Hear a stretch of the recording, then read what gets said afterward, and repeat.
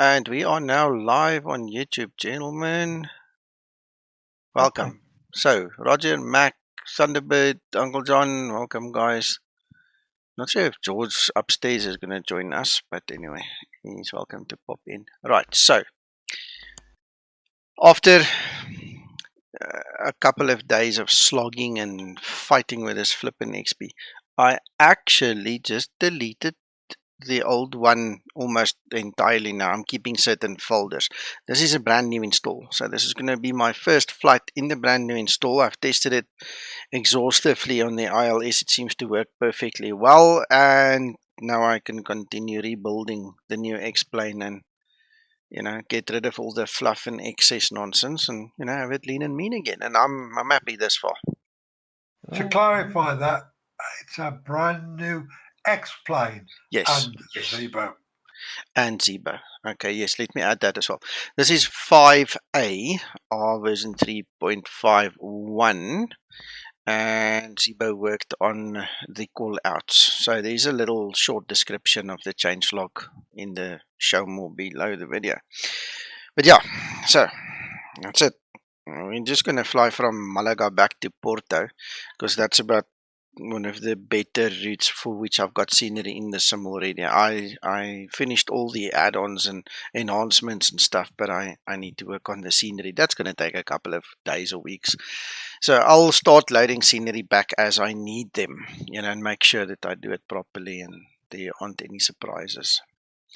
So hello Steve and hello Antonio. Good day, guys. Good day. Good day to you, Nico. Yo.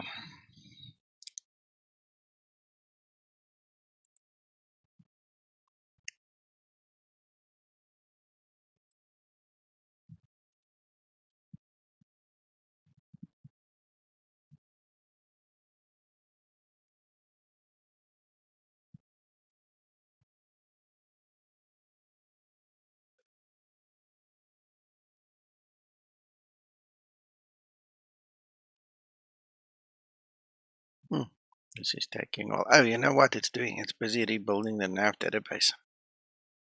That's what's taking its time.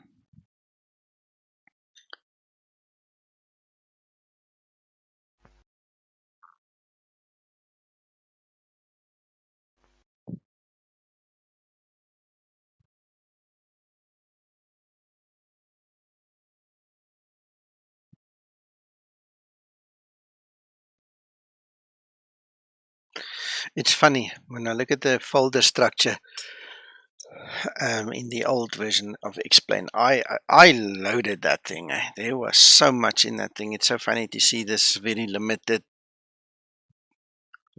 cut down folder structure. Don't have a look at mine then.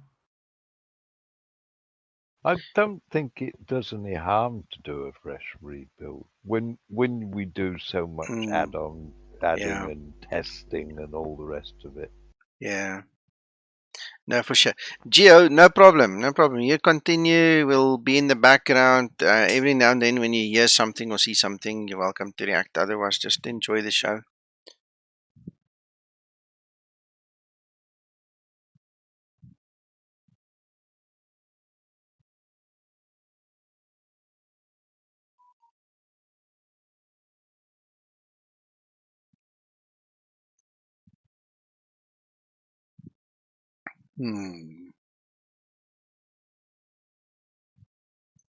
It's taking its sweet time. Hello, Mohammed.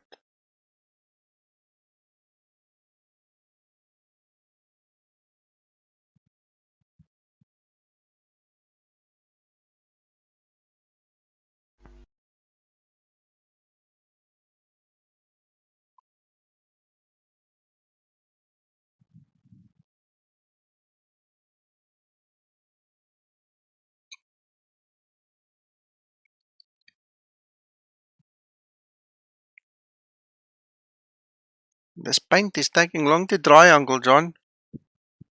So I notice. What have you got special paint on today? Yeah.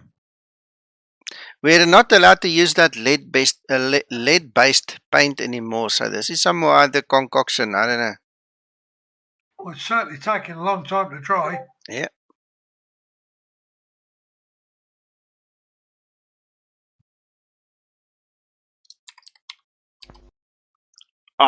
You know what I did not bring over, Uncle John? Which is? My ACARs. Gotta do that. Need to fix it, need to fix it.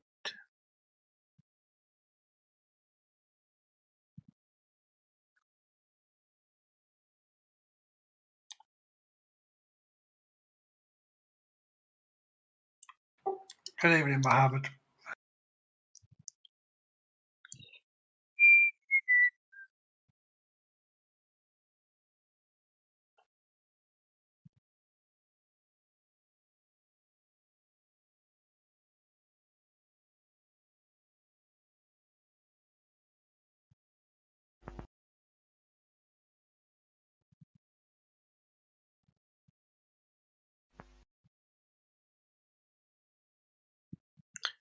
Right, so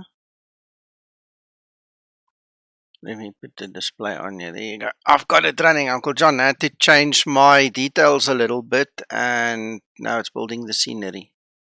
Excellent.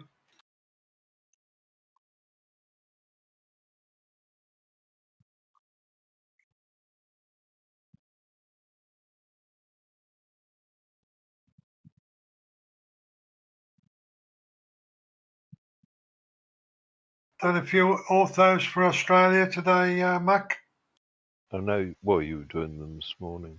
Still doing them now.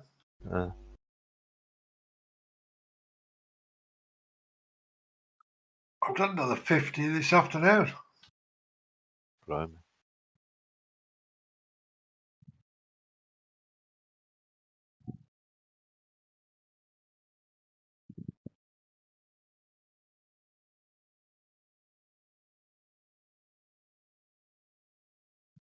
Are we there yet?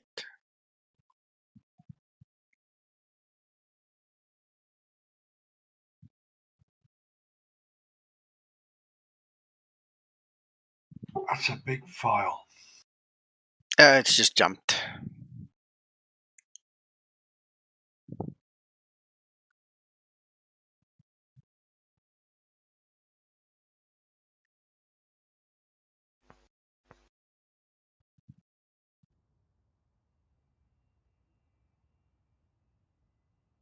Ha! Something's happening. There you go. Hello, Cap. My name Okay, is now I Linda. need my volume. I am your first Why I officer ain't today. got no volume? What's wrong with the volume?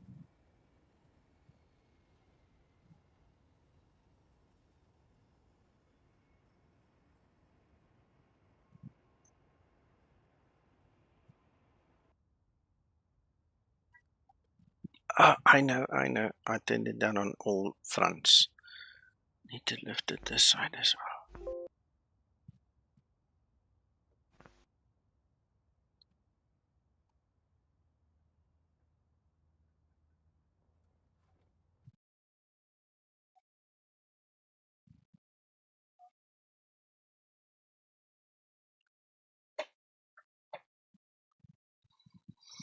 There we go. Almost ready.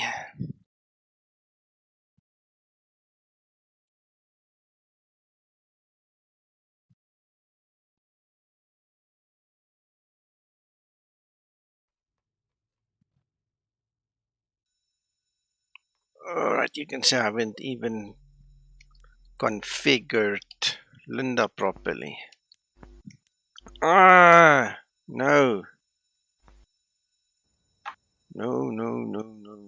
What should that be now? Oh well, tough. I'm just gonna have to live with that announcement at the top. And let's quickly go to Sam.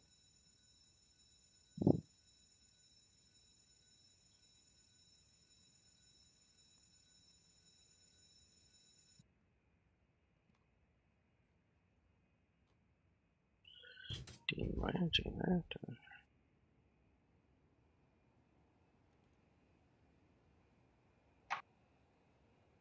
I'm looking to this. Oh, there it's actually just gone. That little A that was at the top. I am ready for electrical power up procedure.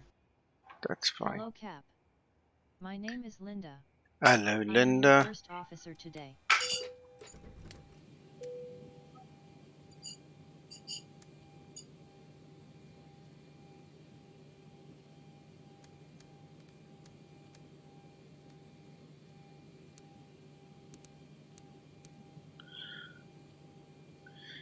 Right.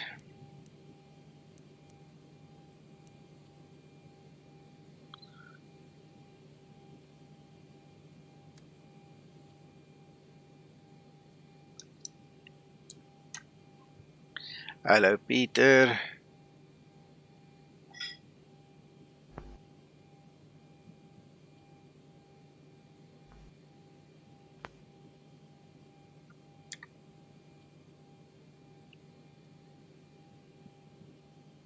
Come on.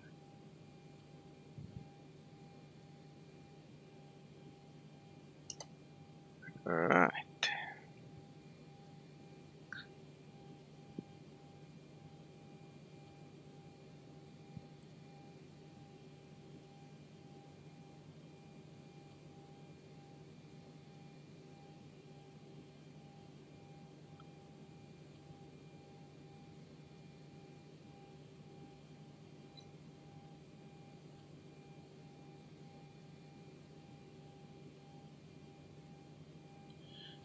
Okay, so a bit more information on the subject.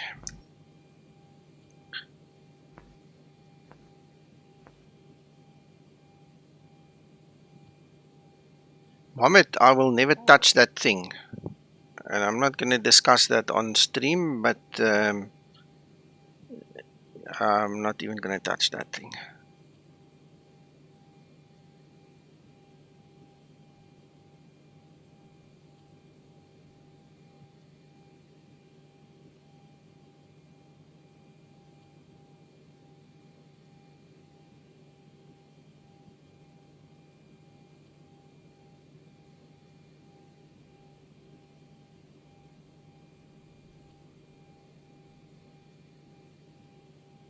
Ground flight deck hose is connected and starting refueling.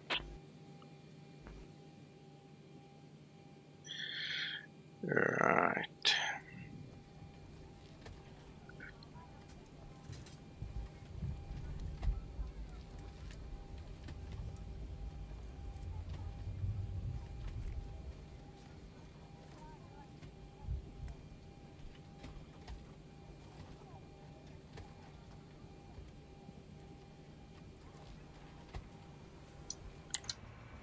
Let's see.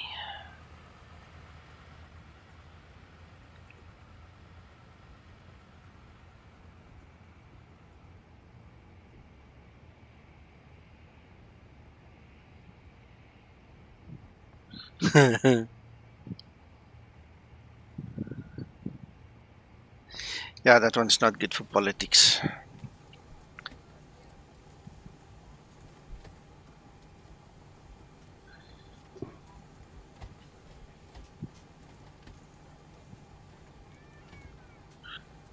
Come on. Guys, the wheel's on board.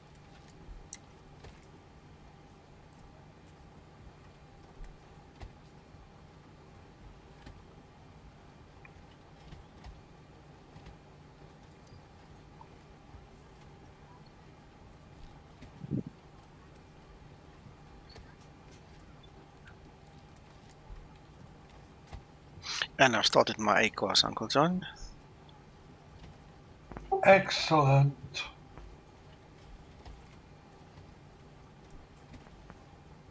Ground flight deck fuel is all loaded up and you are good to go. Thank you so much. 310 and we have 1014. 1014. Excellent.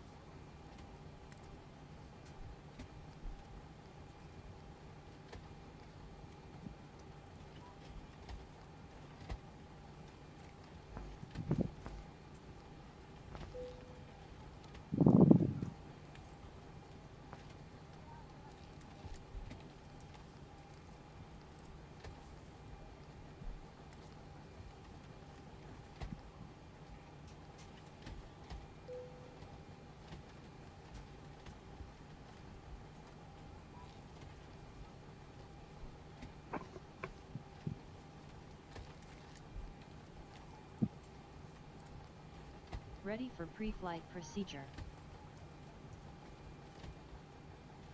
Moment, nope. In the simulator, many times yes. In real world, no. So it all depends on how you ask. You know what level of existence, virtual or real. Yeah, we've flown a lot in India, or at least through it. Yes, Steve, I am. Or the Spain South, yes.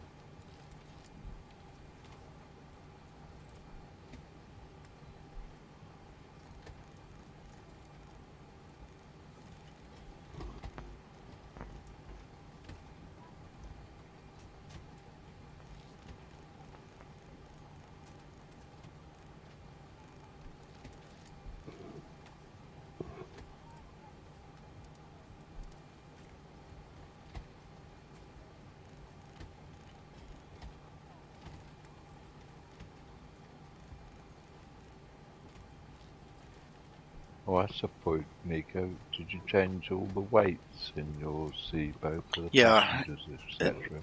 that I did. The only thing I have thus far missed, literally missed, is the sim link. Link to hook up my Navigraph to the sim. I know I tried Right. yesterday, but I couldn't get it going yesterday. It's like it doesn't want to do 2 installs, for X-Plane. So I remember telling myself I'll better uninstall the other one and make this one than the one that's available in that installer. But I never got back to it. Yeah, you can only highlight it to one installation. Yeah, which is sucky. But anyway, it's weird. I'll fix that later. So now commands. Trim up. Trim for takeoff. Oh, I wish I could remember those commands. Let me just see if I can't read up on it just in a second quickly. Craft, Zibo, plugins, Copilot main, manual. Back in 10. Okay. Step-by-step setup guide. Speech. Region, language, no. Turn on, no. No, that's done. Right. Copilot main speech plugin, reload aircraft, hardware setup. You need to have microphone. Yes. Okay. One joystick button, JD Copilot. Okay. Joystick offer. Roll trim. That needs to go to JD Copilot. Command record. Yeah, I think it's that one.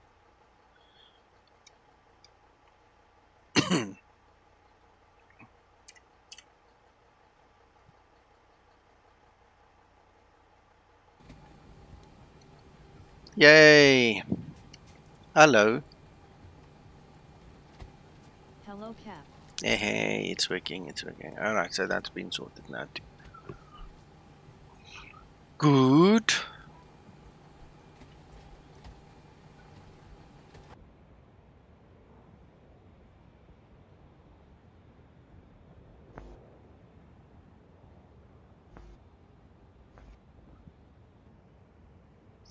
I don't know. Just go like this.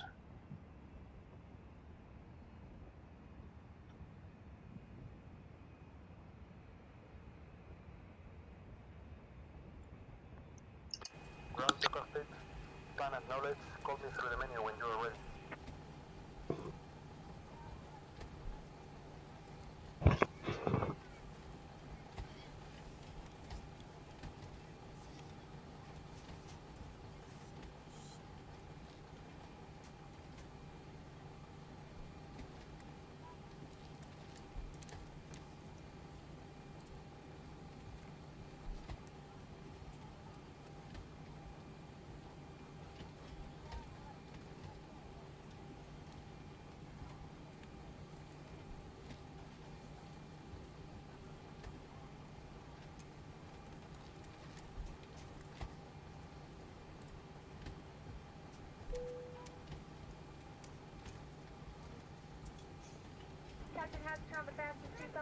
to exit all passengers. Take your seat at this time and please fasten your seatbelt.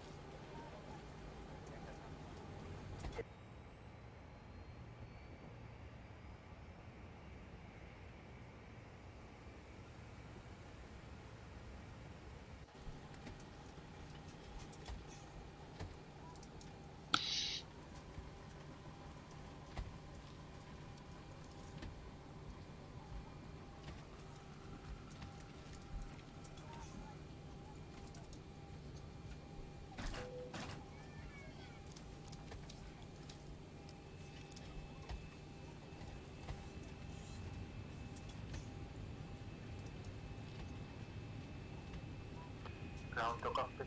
The wind's driving up.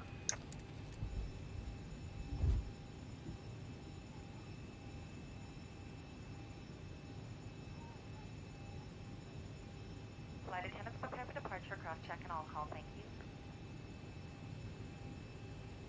Before start procedure. Before start procedure. Everyone's strapped in. Give us a ring if you need anything.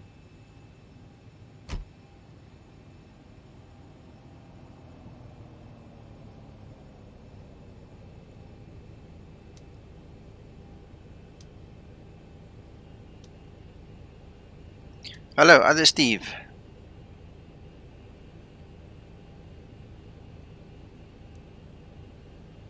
Before start procedure complete. Okay. All doors and hatches are closed. Ready to connect. Ready for before start checklist.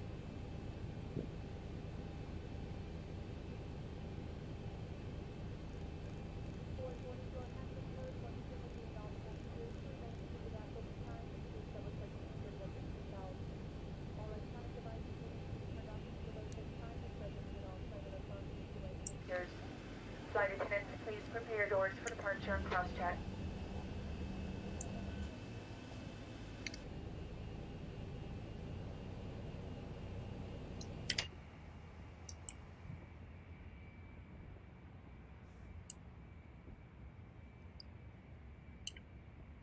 So connected and bypass pin inserted.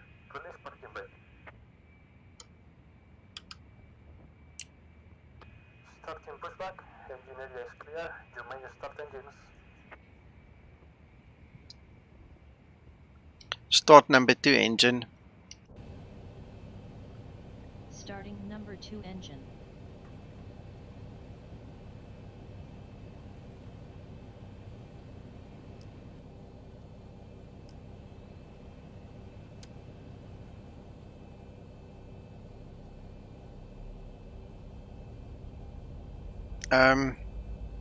She's hell of a loud for me, to be honest, so I'm not sure why she translates softly or quietly. I don't know. 25 and 2. Hang on.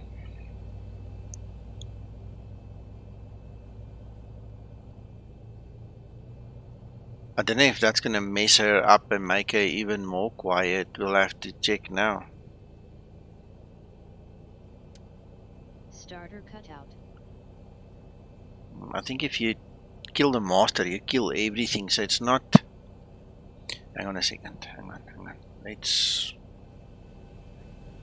go full there. And...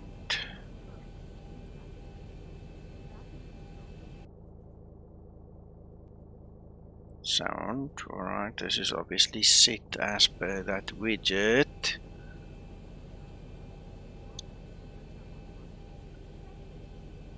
New volume set to 90.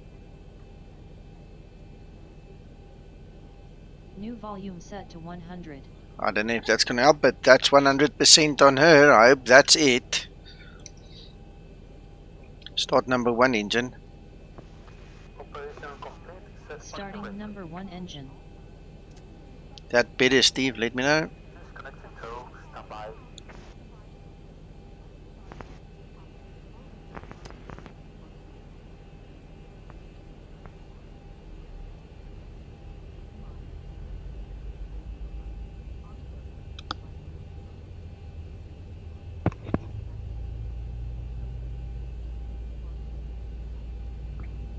Back, what you scratching there in the background?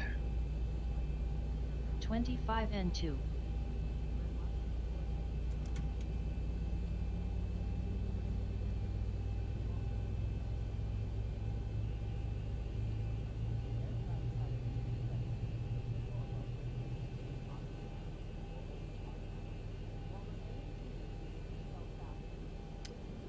Starter cutout. Connected and bypass pin has been Engine removed. start Have procedure been on the left. complete. See you next time. Buen vuelo. That's strange.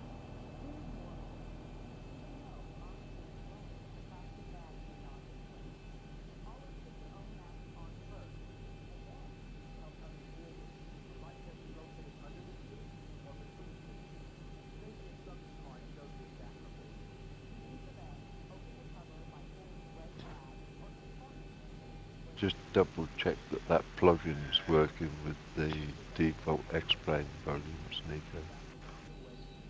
It does, I did. Okay. Yeah, no, it does. But the thing is, apart from setting Linda to 100%, there's absolutely no more control that I can exercise over her. So, don't know. What was the two volumes you got reduced in X-plane? Let this thing just save and then we'll go have a look.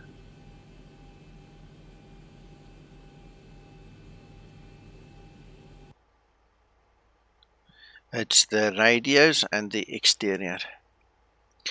When I go outside, No, that's fine. Yeah. when I go outside and we're flying, it's a bit loud on the stream, so that's always been like turned down. Yeah. Okay, give me a second.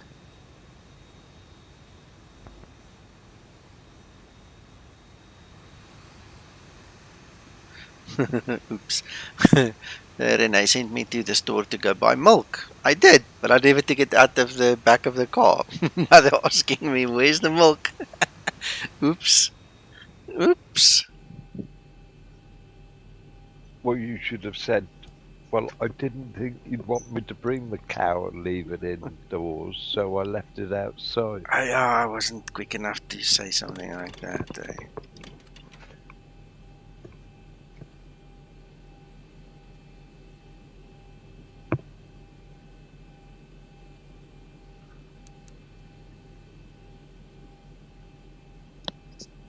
Or say you're looking for the milking stool in the bucket. Ready for before taxi procedure. Antonio, I've been Cloud flying. 5 set. I've been flying this model a few days now, and the callouts and stuff. Let's quickly talk about it. It's good maybe you ask now, so let's quickly go there.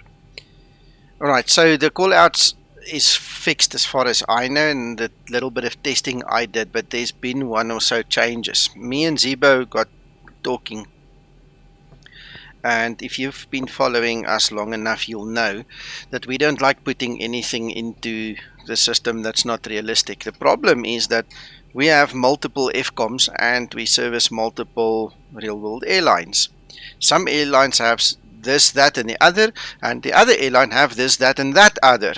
Some airlines, like Norwegian for instance, they have different freaking SOPs for different regions. Okay, so it's rather pointless to get into a debate of what's right and wrong, because the one FCOM says one thing and the other FCOM says another thing. So what we do is we try and find the middle path. Okay, at the end of the day, here is what has now changed. So in version 5, you're going to see that the callouts for 2500 does not have smart anymore. You either have it on or off. Okay, so that has been changed completely now. In the FCOMs that we have, and that is the basic one that we usually use, the 1000 foot callout also does not have smart, but obviously there is, you know, one or two FCOMs that have smart. But for my purposes, I've set my 1000 foot callout to hard, so it will do it regardless. The 500 foot callout is a smart callout. If you read the FCOMs, and most of the FCOMs that that is available will tell you that the 500 foot call out is only made during a non-precision approach. So if you're on an ILS, you must not hear it. That's by Boeing design. Alright, so that is, that whole logic has been figured out now eventually, and it's all fixed. Okay, so the other thing that we also talked about was the 5 foot and the 60 foot. Some people have it in the airline, some people don't. So I've tested it. It's not pronouncing now that it's on no like it used to. So that seems to also be fixed. And that's about it. That's the whole purpose of Fix 5, is just to sort out the logic there. Akbar, yes sir, I'm feeling much better, on top of the world. It was a hell of a month, the last 4 or 5 weeks, but we made it, it's fine.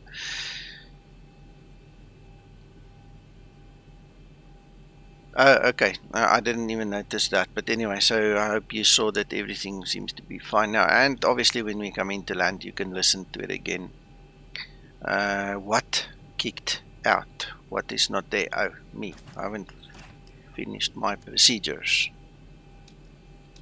I think the only useful thing for the 5 call out is for people who are practicing landing and are not proficient at it. Yeah, the 5, because it's an odd one at 5 feet. I mean, that's 1 foot, from landing, because yeah, no, maybe a little bit more, but the idea is still there. It's like it's weird. Anyway, so let's go. Let me get my chart open so I can see where I'm supposed to taxi. Alright, I'm guessing because I can't link up now. Oh yeah, you know what?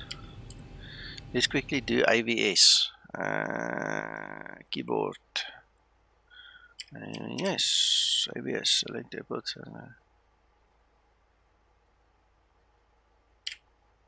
Hey. There we go. We can use this. Heading, custom, default. Taxiways. So we're gonna go there, there, there, and there. Right, accept, center, and let's go put you there.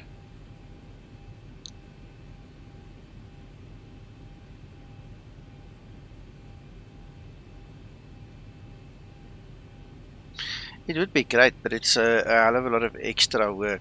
I don't know. Zibo will have to decide on that one.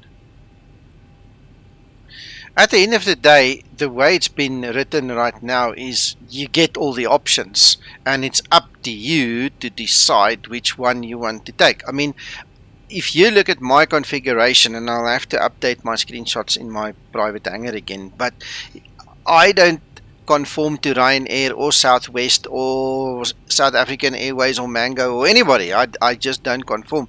I like something and I keep it, so mine is a mush-mash of options, yay and nay, that's just me. You don't have to specifically, divide it into FCOM and non-FCOM. It's just, it's a cool idea, but the options are there anyway, so you just have to exercise your options.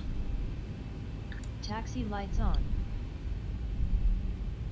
It's already split to a certain extent, Antonio, because if you notice, some of them are stored in your liveries rather than the main folder. Let me just quickly have a look here. No, we probably have to go left.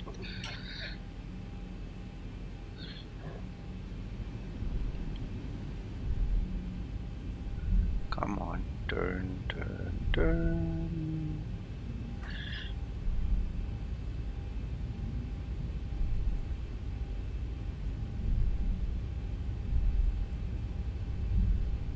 Yeah, I like the 900. I just don't fly it very much. I actually transferred it into the setup and it is available to me, but I just don't fly it that much.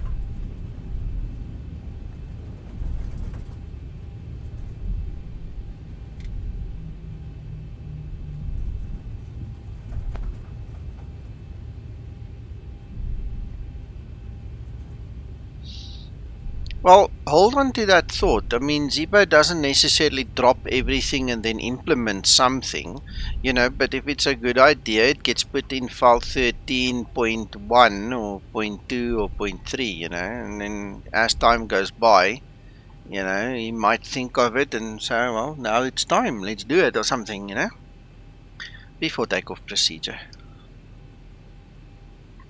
Before takeoff procedure.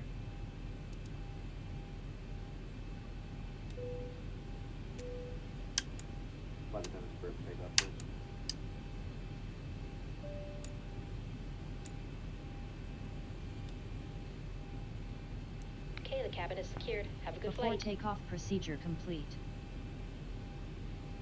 Ready for before takeoff checklist.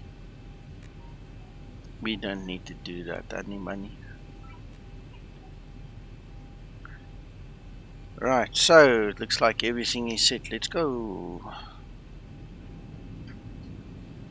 Yes, it is, unfortunately. Approaching 3-1. Even being a sim pilot, we had a nice discussion in one of the South African groups the other day. Just to buy a flippin' computer like this and get going as a sim pilot is almost half of your actual real world PPL.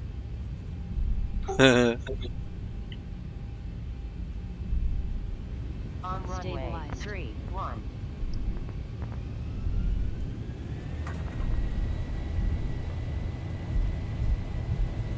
Takeoff thrust set.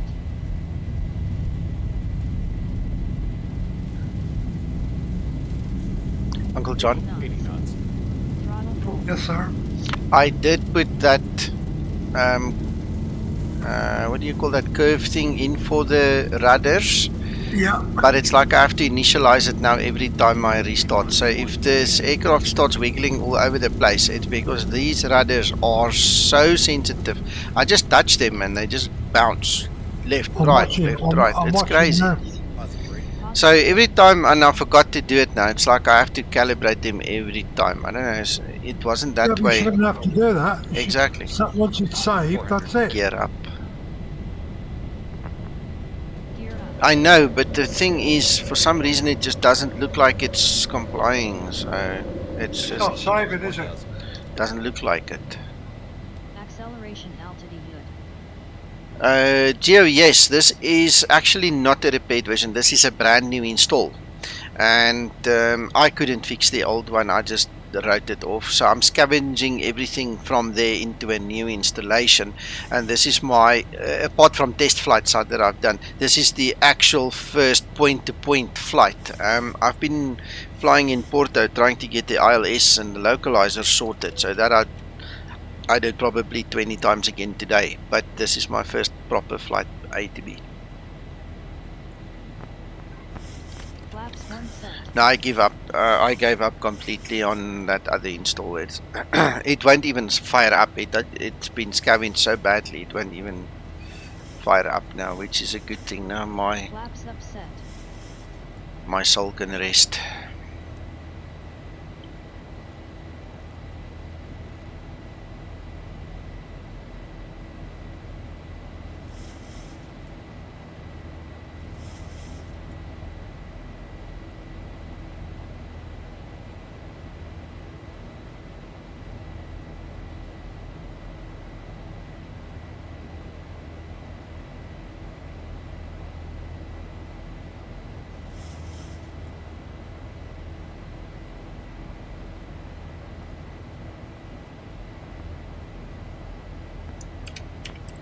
Approaching transition.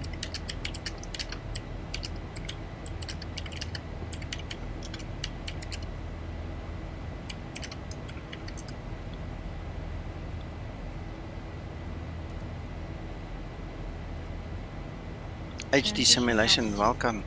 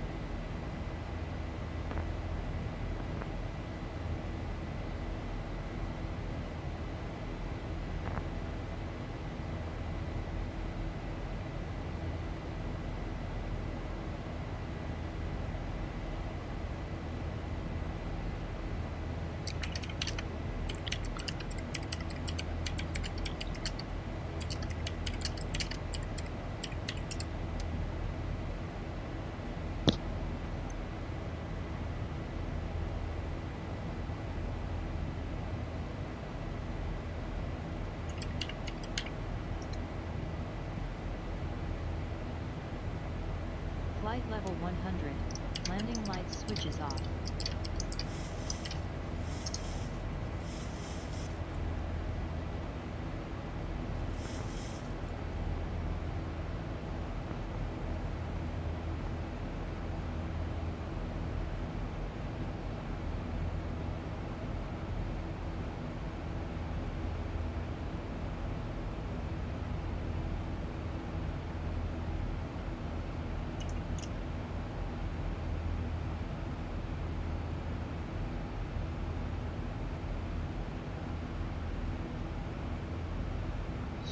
I have absolutely no idea.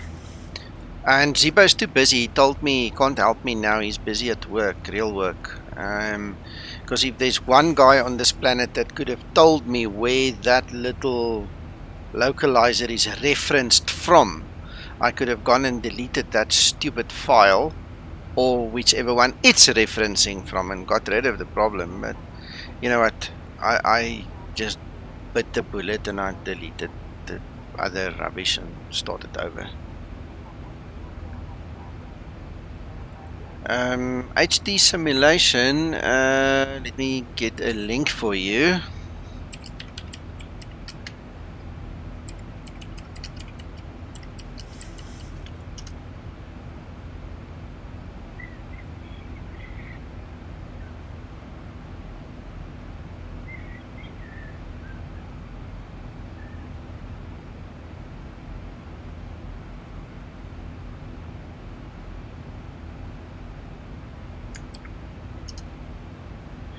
That's the forum. That's where you get all your updates and the latest versions. And let's have a look.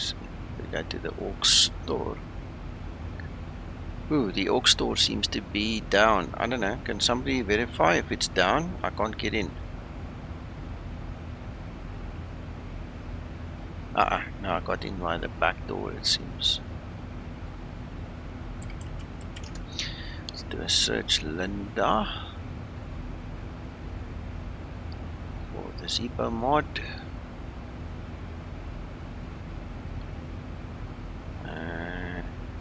Hello Shane. That is where you purchase her from. The first link is obviously where support is done and where you get all the latest updates.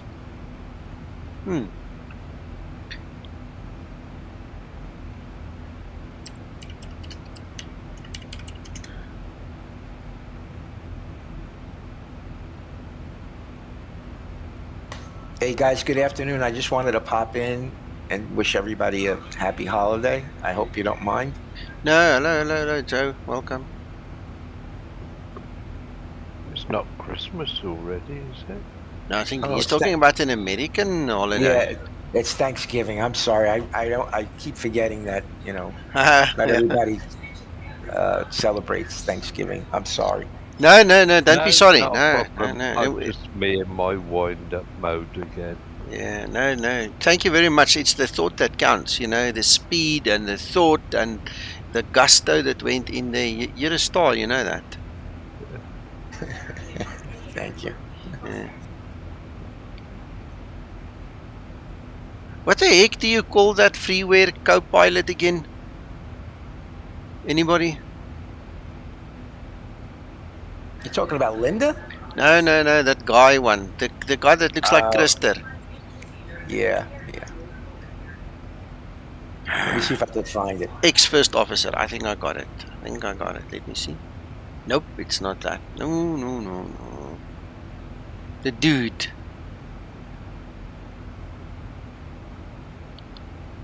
Yeah, the other, I forgot which simmer. X-Anim or something. Hold on. X-Anim. Let me see. There we go. I got it. It's the X-Anim co-pilot. Thunder 95 donated $5. A little something to help with your troubles over the last week. Thanks so much for your and Zibo's work. Hope all is well. Thank you so much, Thunder. Much appreciated. So, guys, this is what I've been talking about in the background. Now, this next link, this is for the free X-Anim co-pilot. Alright, it is a dude and it is similar to Linda, but he's for free, and it's open source. And if you know anything about programming, you can actually make him do things the way you want him to work. So that's the dude. All right, and as you can see, he's also in the Zibo. So if you've got the stomach for something like this, go play with it. I actually installed him in one of my test models. I also want to go and check him out a little bit. You might see him in one of my streams one of these days. And aller.p, thank you so much. I wasn't looking at that screen, otherwise I would have found the name quicker from your reference there. Thank you so much. So yeah, this is the XNM Copilot. I'm not sure what his capabilities are. I've never really played with him. I don't know how good or how bad he is. So it's up to you to go and play with him and see if you like him or not. You know, I don't know. For me, it's he's affectionately known as Uncle John. Is it? I thought it's Krister. Krister was here yesterday, and I showed him. Oh, just kidding. No, yeah. I showed him this guy, and he said, "My goodness, it looks like me when I was 20 years old or 30 years old." I can't remember what he said, but it looks just like me. So I'm gonna call him Krister. I hope real Krister doesn't mind. I'm gonna call him Krister. This is Linda, until we change her name. But the other one we'll just call Krister. So I don't know. Maybe tomorrow. So once I see everything is good with this install, I'll bring him to the forefront and we'll go see what he does and doesn't do. Any quirks with this install? Anybody having any issues with it? No. This is the latest Zibo. It's a non-public 5A, and it seems to be good. I've been flying it for a day or two, and I did extensive testing at Porto, flying those circuits over and over and over. I did probably 20 flights today with it just there at Porto. So my localizer is working now again. I still don't know what caused the misalignment of the localizer, and I couldn't figure it out, so I just trashed the old install and started with a new one. I had such issues with the Command A button. It wouldn't. It was crying, making all sorts of issues. It just wouldn't engage. I deleted it. I reinstalled it. I went over the yoke with the null zones. Finally, after pulling my hair out, it's working now. Okay. But it's something on my end. It has nothing to do with Zibo. Gotcha. Hey Steve, thank you so much, buddy. Yeah, thank you so much. Much appreciated. And Scotsman, good evening. Yo, Joe, it's amazing. If you think about it logically, we were sitting here talking about it behind the scenes. That localizer that's offset, it could be a single digit in a single file, unknown to us, that's being referenced and cross-referenced. And it might be, 2 or 3 files upstream, and it's just 1 digit in the wrong place. But to find it, it's a needle in a haystack. It wasn't worth it. I cried for 2 days and I said, no, stick it. Well, if anybody could track it down, you're definitely the Sherlock Holmes of Zibo, Yeah, and I couldn't figure it out. And Zibo himself said he's too busy, he can't help me now. He's tied up at work, so I had to make a call, Joe. Otherwise I could still not have flown at all. I want to tell you something else. I learned something also with texturing and stuff while I was installing this new copy.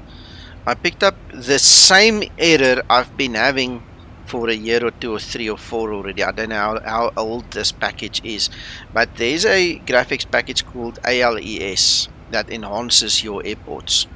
So from day one that I got this thing, I've been running on the 2K textures, and every now and then I get massive hits at FPS of FPS at certain airports, and Porto was one of them.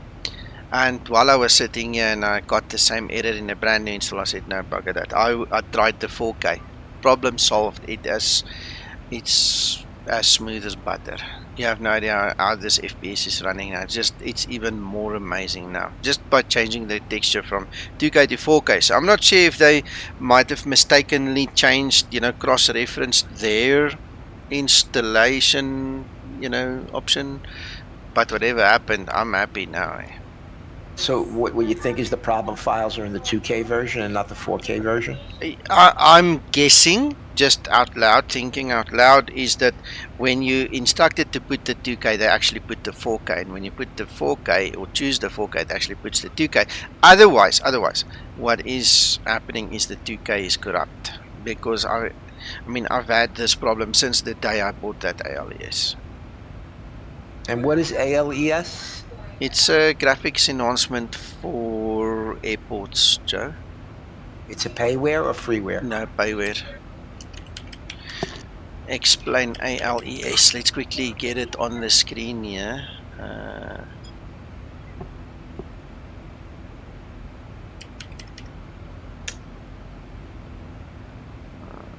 Let's see if I can get it here. The developer library comes up here, but that's just one of the features. That's not what we're looking at.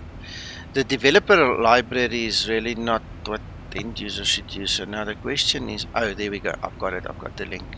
I'll put the link in the description now as well. So what it is this display capture. There you go. So this is. Oh, come on. Wrong place. Where is my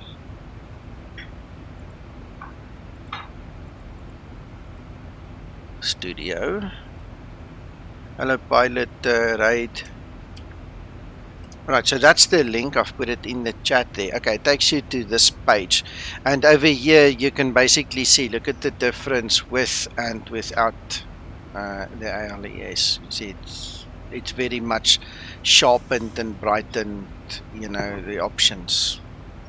It gives you a whole bunch of added things there that you can change. So that's what it is. Now in the configurator, you see there, that page over there, it says there 2K, 4K.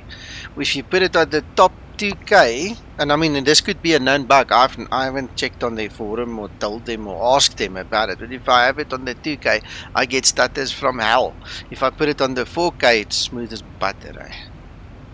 So you're changing it in this program? Yeah, because it's an Okay. installer. It's an installer that you run. You make your options. You see old, new for the textures. The way it should look in the sim. The kind of stuff that you do, and you select your textures. I put it on 4K. Problem just went away. So I'm quite happy. I'm very pleased. I would have lived with it for the rest of my life, never even knowing if this issue didn't come up. So my question is, you're not using the 4K version of the Zibo? No, I've only got a 1080 screen, so there's no point in using a 4K. Gotcha. In the Zibo, no. It's just going to use up VRAM for no reason. And my textures are not that bad. You can read everything. It's not a problem to read it. A lot of guys tell me they can see the difference. I'm honest, I can't see the difference. Maybe I'm special or just stupid, but I didn't see a difference. 1000 to level off. Not on my system. 1,000 to go. And speaking of systems, I want to upgrade my system so bad.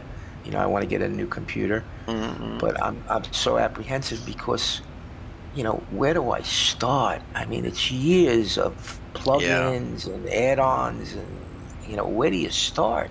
Yeah. Well, it's gonna take me weeks to put all my sceneries and stuff back. So I've made a call. I've done the basics. As you can see, I can fly. We can do the streams and everything. We can do the Zibo testing.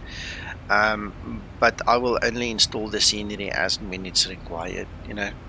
Half an hour before we fly, I'll quickly pop in a piece of scenery, check that it works, and go. I'm not going to sit here for a month long and just pop in scenery the whole time. So this is a new system you're on now? It's a brand new X-plane. Oh, brand new X-plane. Yeah. Okay. And what made you do that? I picked up a problem about a week and a half ago. That on using ILS, specifically ILS, RNAV was no problem. But on ILS, my localizer was offset the whole time. I just could not get the localizer to actually center there in the middle. It was like 2-3 degrees off where the mouse is now. You'll see in a few seconds. It was just completely off. So basically, this is a really clean version of X-Plane. You don't have all your planes loaded in. You don't have all your scenery. You don't have all your scenery loaded in. Exactly. It's just basically the bare what you need. bones. Yeah. What about Orbex? Yeah, I've got all my Orbex stuff loaded back. But that's easy enough because I'll explain now. Let me just quickly greet John Frank there. Hello, John. Yeah, thank you for that for Acronis. That is an option. Largely with X-Plane, Joe, just coming back to your previous concern there, with X-Plane, most of, I would say 90% of all of X-Plane is contained in one folder. Okay, your Orbex stuff in my case is in a separate library, and we'll talk about that just now, Joe, because to have it in a separate library saved a hell of a lot of work and downloads and all, because you don't have to re-download it, you just relink it. Okay,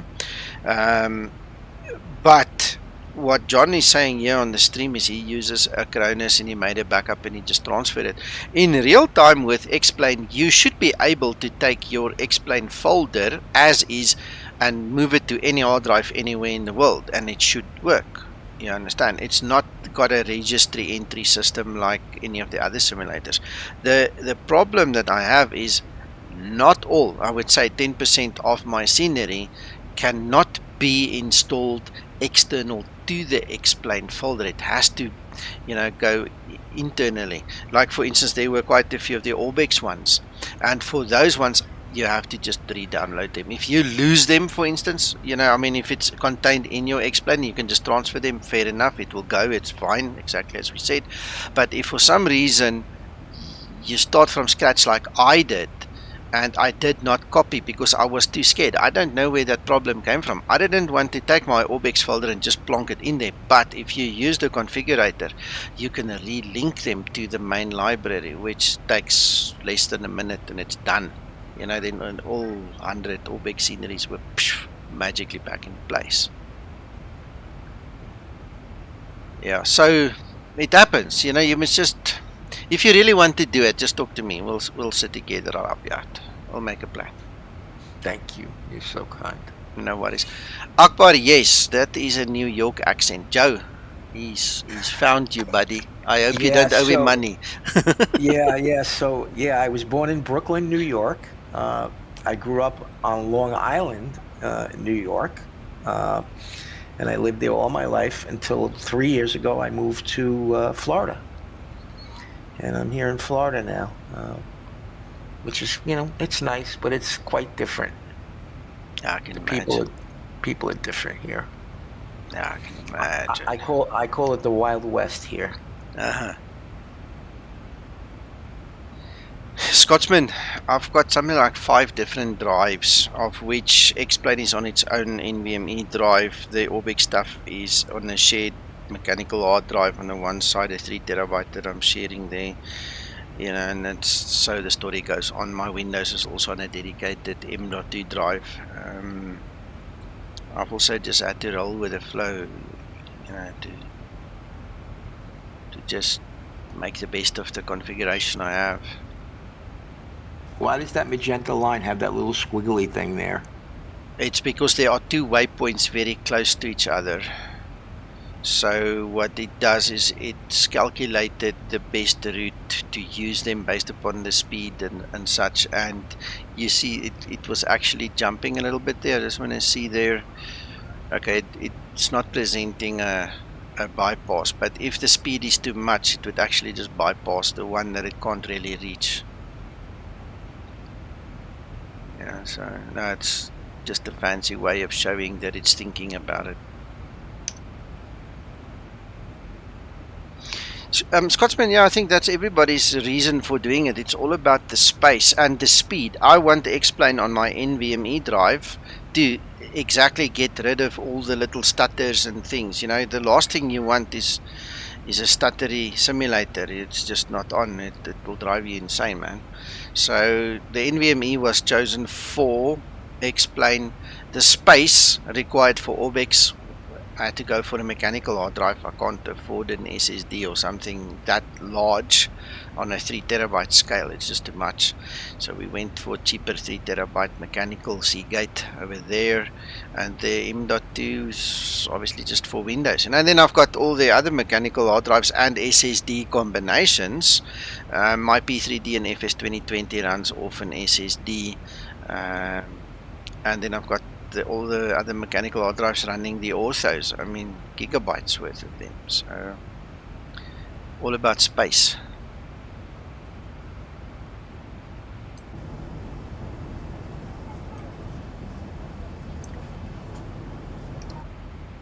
There hasn't been any updates to the enhanced SkyScapes recently, right? No, the last one I think was the 29th of October. I'm speaking under correction, but I think that was the last one. Yeah, that was the one Uncle John had mentioned, yes. Good evening, everyone. Hallo Arne. Hallo. Lekker jy? Te dom te kla.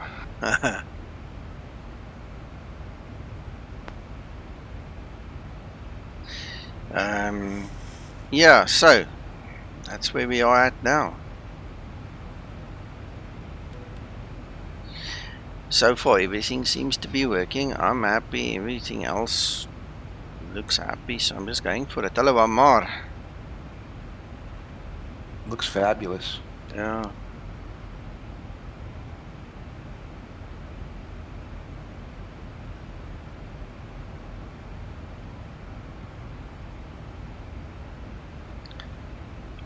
It's about the read speed, that's all. The SSD reads much faster than a normal mechanical drive.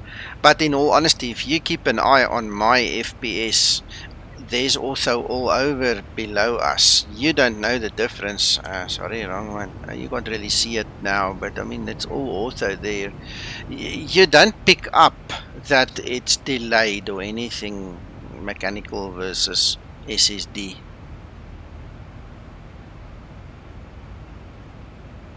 But the load speeds, that's the big thing with SSD and NVMe. The transfer speed, I want to tell you something else. On this NVMe drive, I took my global scenery folder. It's 49.6 gig. I don't want to lie on air, but that thing copied like a minute. It's copied. 49.6 gig. I was sitting here looking at it. Maybe if it was 2 minutes, it wasn't more. It was just done. I mean, you can't do that on a mechanical hard drive. That will never happen. You're gonna have to go make coffee and order a pizza before that thing finishes. It was crazy fast.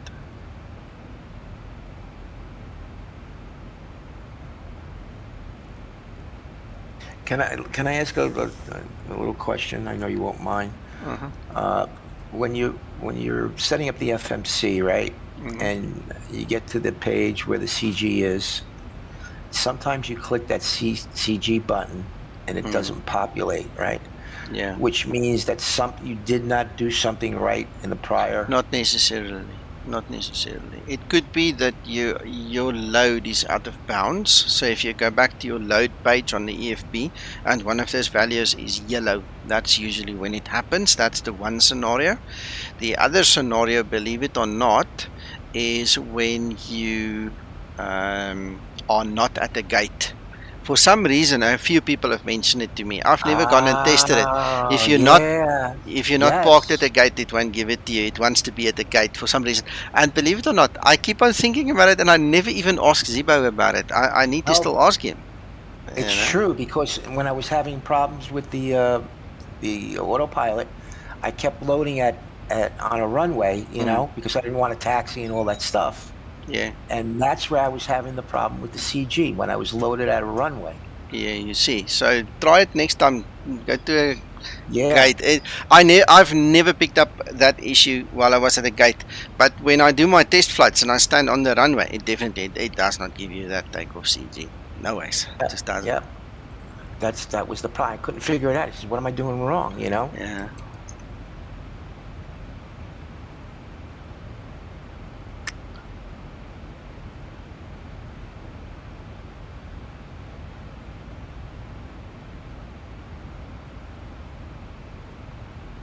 This plane is just so awesome. Yeah, I'm not going to worry about those winds at this point in time. Let's quickly see. My Windows is on the small drive that is on my motherboard. Oh, yeah, that's the M.2, yeah. Yeah. Well, now you know. Right, let's quickly grab the chart, see what's happening here. We're going to do the RNAV. If we can stick to the glide slope or the glide path in this instance, we'll do Ian as well. 350. Hello. I'm surprised you're doing the RNAV. I would have thought you'd have confirmed and kept yourself happy with the ILS. Ach, no, Uncle John, I did 20 flights this morning already at Porto. It's confirmed. If it's broken now, I would be very surprised. But then, you know what I'm gonna do? I'll get some gasoline and we'll put some fire to this PC, because then it doesn't want me to fly. If you wait 2 weeks, I'll give you a hand with that. Okay, yeah, I think we'll have a nice barbecue here, like a braai. Absolutely. Alright, so that's 350, 530.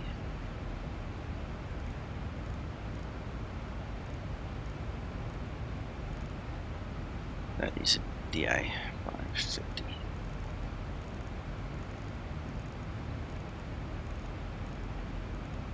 Jason, hello.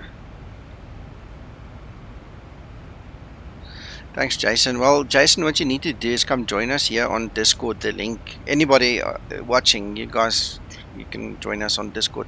Come sit and chat here, and maybe you pick up a few tips from us. Just come join us on Discord sometime.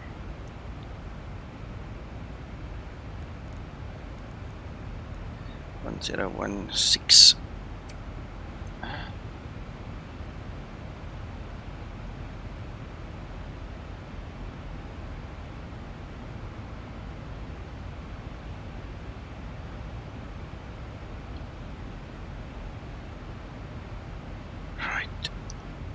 Okay, so PFD sorted, we've got the auto brake, we'll do the rest just now. Right, VOR 114.1.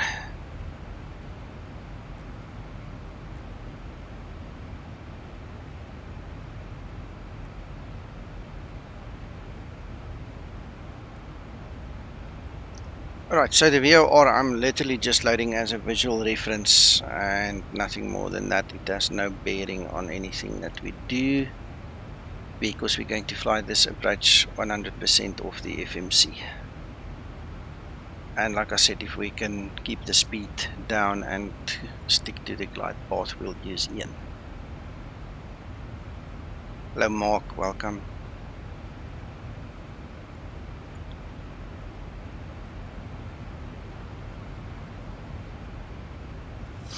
Jason, coming back to your comment there, I was surprised how few things I had to load up to get my X-plane looking like it is again. It is actually very surprising.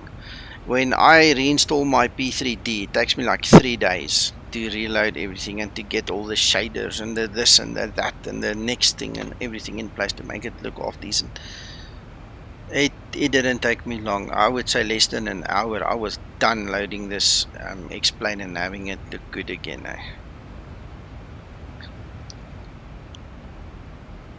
The big chore is now reloading all the software.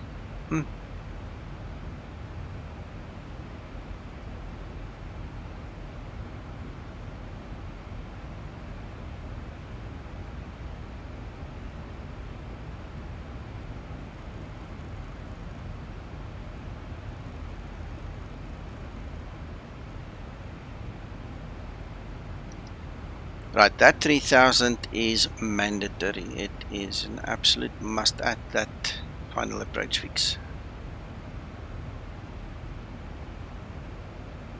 Alright, then we're getting closer. Top of descent is soon upon us. Hope you don't mind, but I didn't fill in all those winds on the forecast page. I'm just a bit too lazy for that right now.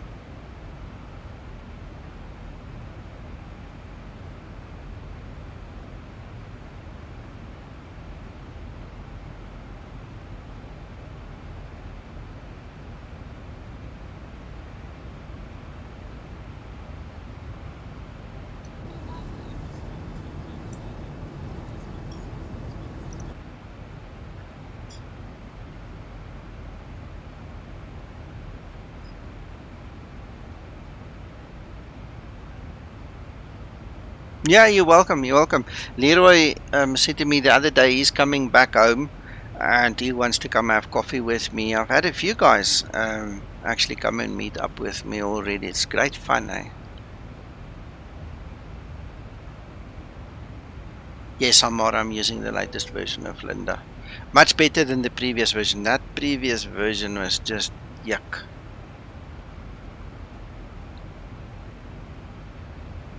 Yeah, Scotsman. I love them too, eh?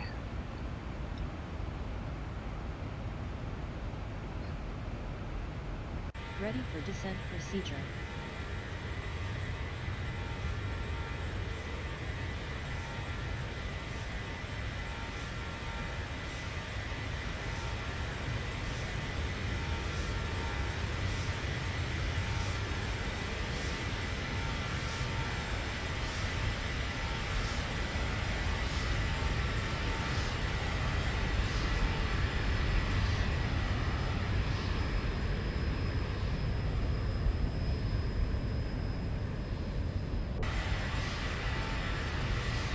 Let's see if we can get to the other side and maybe get some light on the subject. That little bit of sun that's left.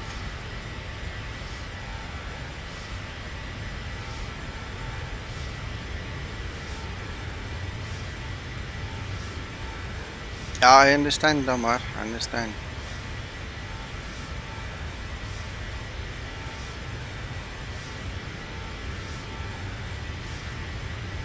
It's starting to look a little bit better.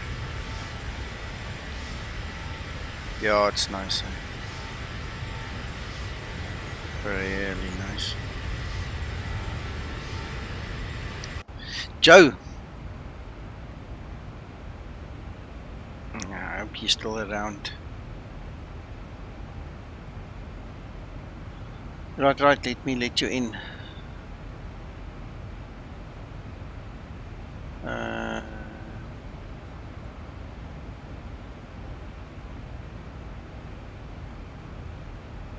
Done. You're in.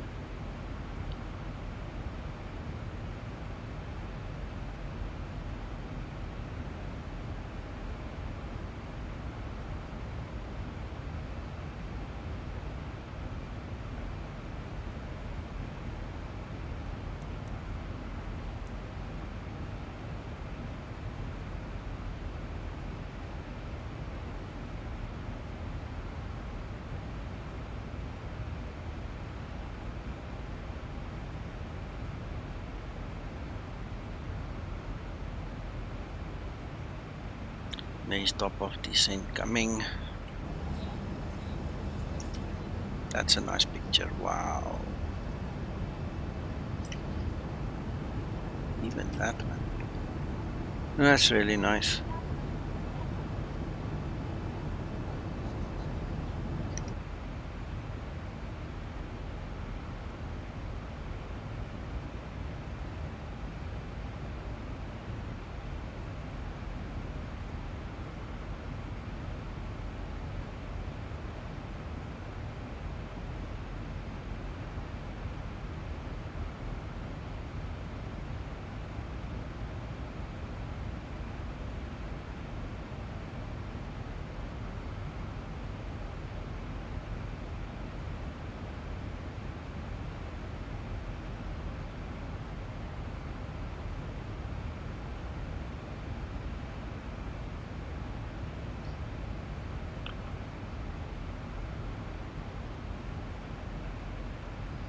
Uncle John, are you still here?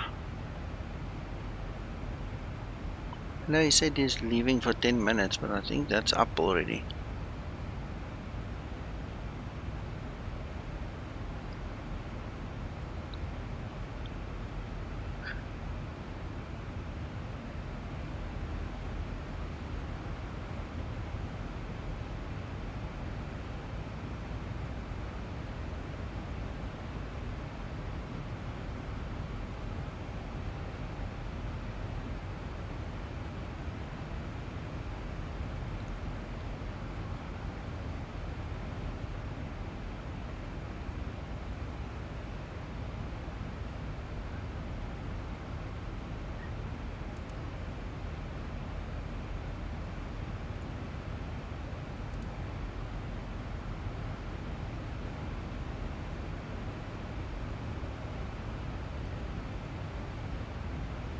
I'm too quick for you.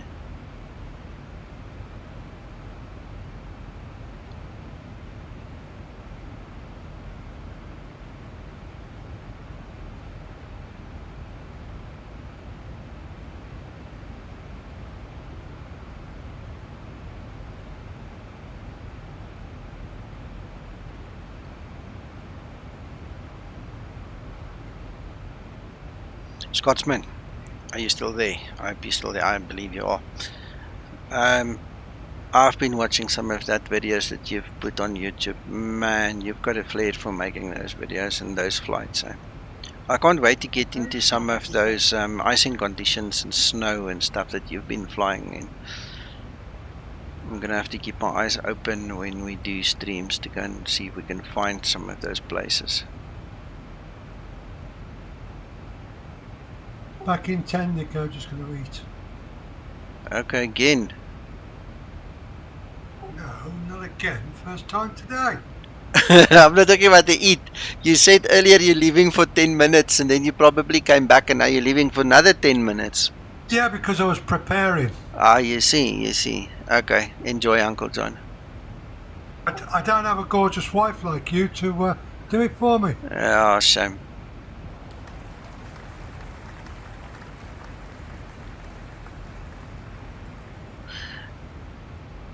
Thank you for the subscription and welcome. I hope you enjoy it, yeah.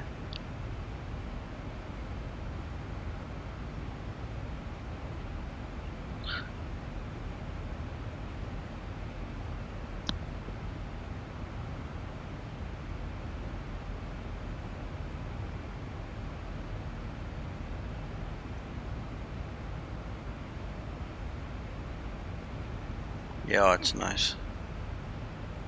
The only thing that I did notice, but it's been a couple of months ago that this happened, is the rain effect and the way the wipers of the Zibo clears the rain effect in XEnviro is not very realistic.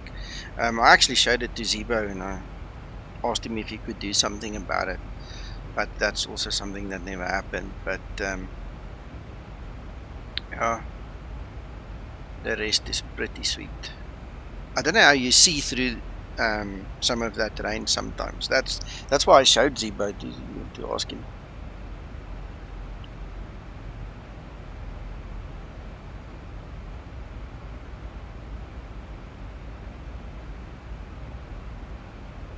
The other thing, if you don't mind, I'd like to mention to you, I constantly go onto your private hangar, for reference. And, your section with the EFB. Yeah. I mean, all those, they're all old, they're not current. And I know, I need to update them. You need to update. Joe, I was telling somebody like an hour ago, yeah, I need to update that. Yeah, I'm not. Please don't take. No, I know what you're saying. Yeah, we were just talking about it. Besides that, I called you like 5-10 minutes ago. Yeah. Anyway, I wanted to tell you I was thinking about you this morning because of the new announcements and stuff I picked up from X-Organizer and the new way of them sorting the scenery and stuff. And obviously, I've learned more. Remember, you and I worked on your system that one time. Yeah. Now, are you using the new X-Organizer or the old one? No, I'm using the latest one, and I'm also still on the old version. Okay. Oh no, it's much better. And also, what I've seen now and what I've learned in the interim since you and I worked on it together is it just sorts things so much easier and better. I really enjoyed it, and that's why I thought about you this morning. I still wanted to tell you, and here you are. You came running, So, and you didn't even know. Yeah. So you suggested I should update that X-Organizer? Yeah, I would just suggest make a backup copy of that whole folder before you do anything. Yeah, I'm just so afraid to change things. If it's not broke, don't fix it. Exactly. Anyway, gents, I see I'm at 29,000 foot. I need to step away quickly for 5 minutes. I'm gonna be back just now, guys. Steve, and then after I've landed, I'll run through this whole story with you, and then the guys who want to see how this X splasher thing works, I'll show you how that works. So don't leave if you would like to have your splash screen in X-Plane that shows when you start up. If you want to change that, I'll show you how to change that, and the utility that I use that, you know, randomizes my photos and things like that. All right, Thunder, Cool, thank you. enjoy. Okay, cool. Guys, I'll be back in 5 minutes.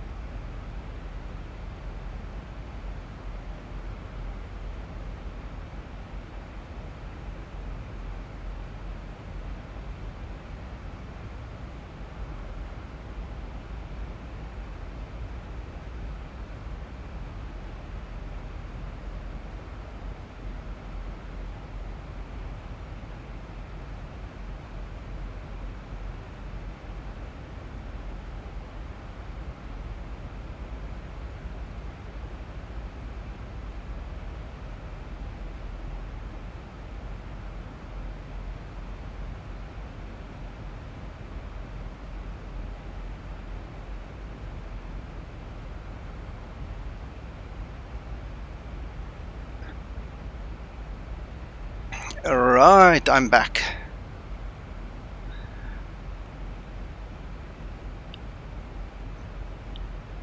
Where are we? 19,000. Okay.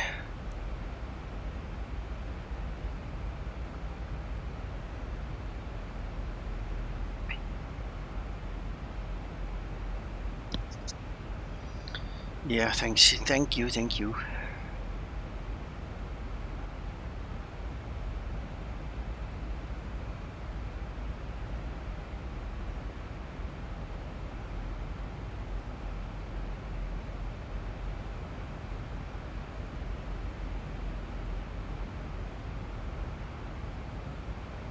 Yeah, I'm back.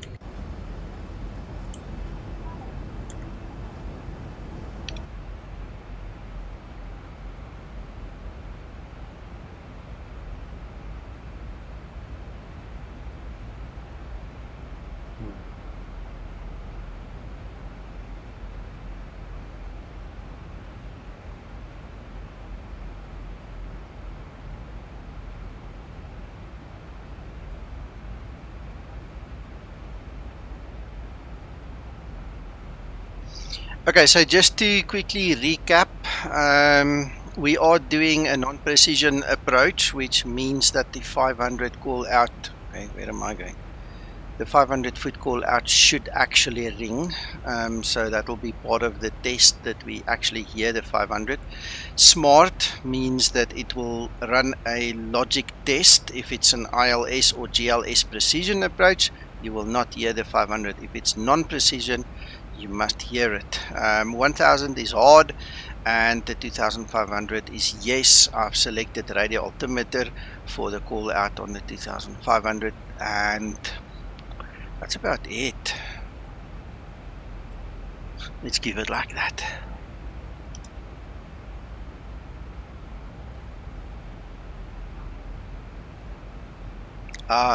Okay.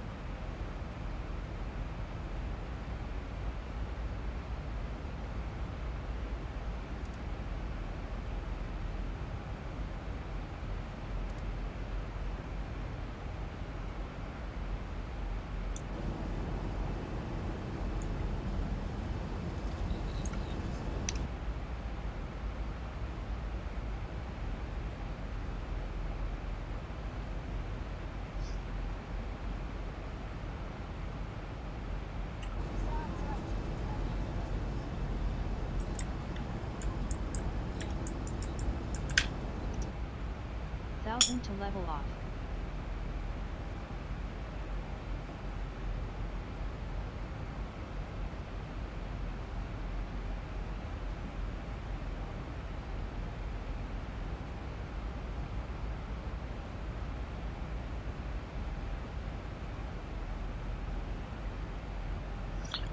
Because I've got Linda, that FO is gonna interfere, so I have to switch him off.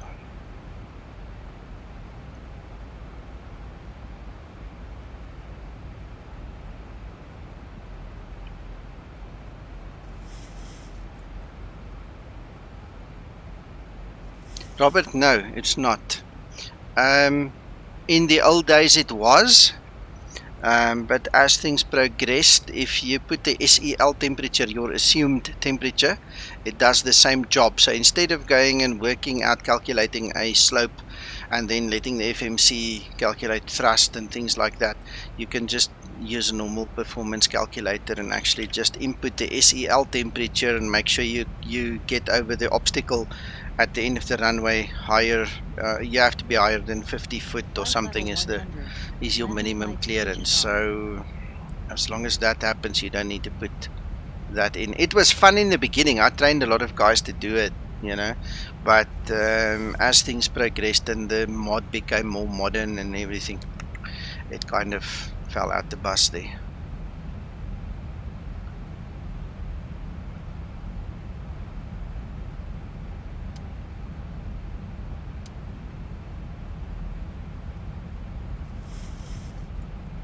Well, I'm glad you like that, Scotsman. You know, that's the one tour I haven't flown yet. I've just not done it.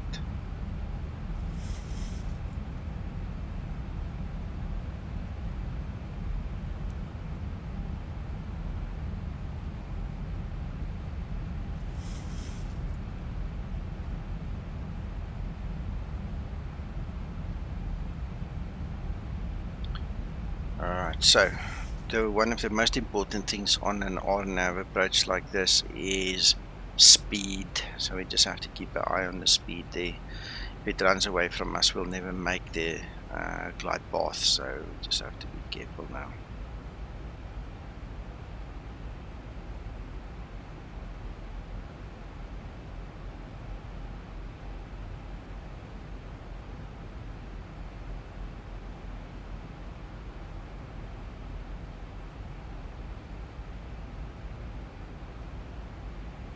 Ah, lucky man, lucky man. If you do an auto land here at Porto, or at least if I do one, I get like minus 400 or minus 600 or minus 500. It's crazy how hard it lands here. Zibo's never tweaked it after the last time that we worked on it, so I pretty much don't use it. One day is one day.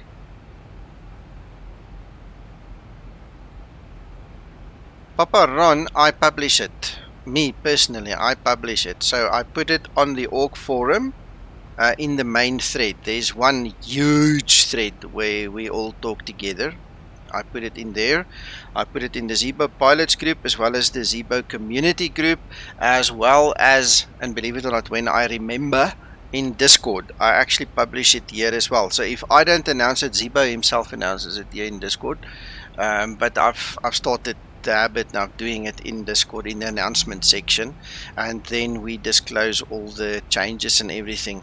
If you do not have access to any of those platforms, open the readme. It's in the readme.txt. Just scroll down until you get the very basic information is there.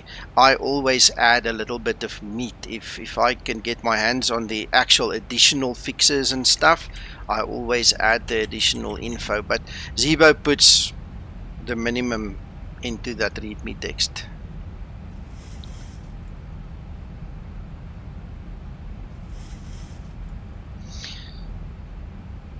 So in other words, if you go to your aircraft, I've got it in separate folders here. So if you go down and you find that readme, that comes with each update. You'll get a new readme file. This is what it looks like, and all you do is you scroll down there, it tells you, see, fix 14. So this is the bare minimum, but when I make the announcements, it looks like this. I always add the additional information in there, and like I said, that goes on the forum, it goes in Zibo community group, Zibo pilots group, and here on the Discord. So we try and tell you guys as much as possible. That's what it looks like. And for those guys that struggle to download, I even include the second Google Drive and the rest of my page information there on the org forum as well. Oopsie, look at that, look at that. Okay, 1, 2, 3. Let's bring it down. You're welcome.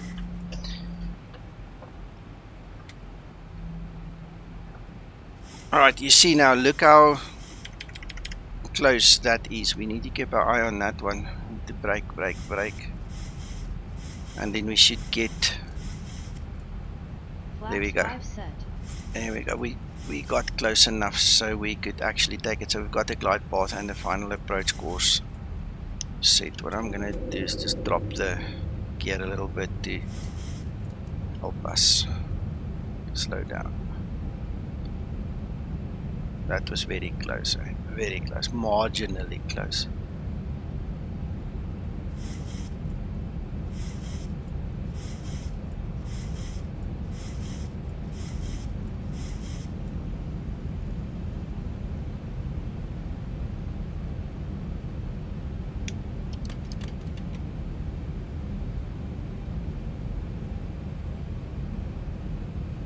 Flaps 15 set.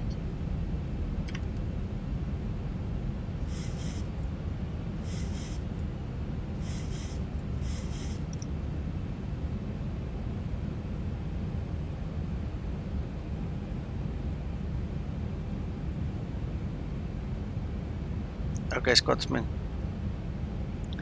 Just a word of caution, Scotsman. You break it, you pay it, eh? Just remember. Now check me and my loudmouth break it.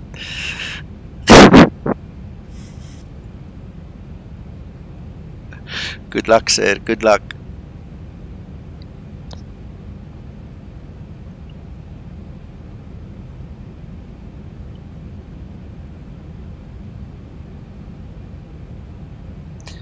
Man, I love my lights. That's one thing about X-Plane. If you tweak it a little bit, I've also got extended night lights. I mean, just look at that. This is so cool. Yeah, enjoy, Scotsman.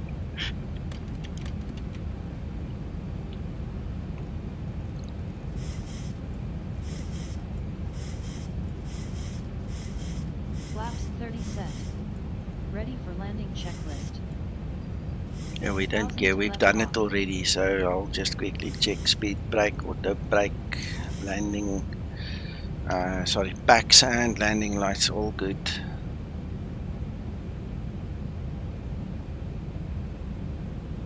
Anonymous, no, I've not heard any one of the guys talk about that one yet, eh? Not a word.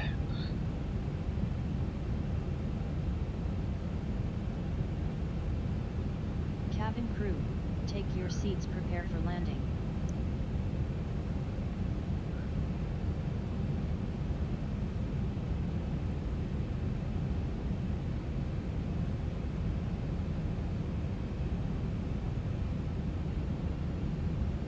Right, Ron, you're in.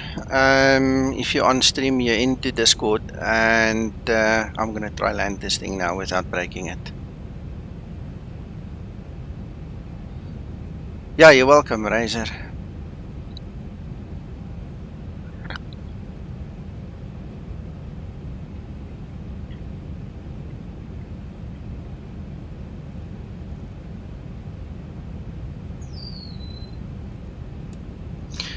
Right, let's listen for the 600 call. I beg your pardon, the 500 call.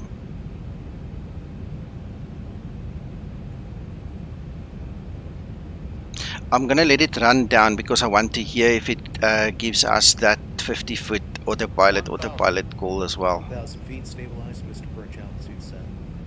Approaching. 3, 5.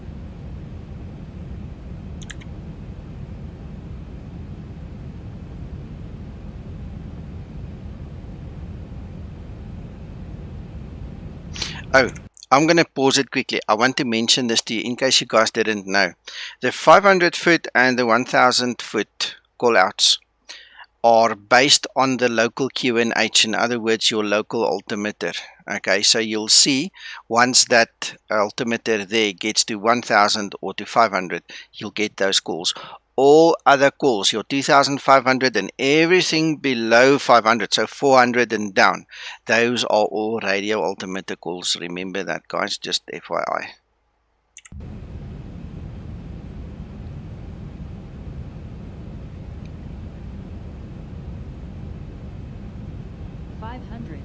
Cleared to land runway 31. 400. Approaching minimums. Yeah, I did not hear the 500. That's one thing for sure. Okay, but it's still coming. It's a barrow, so sorry, my mistake. I've been waiting. 500. There's 500. Okay. 200.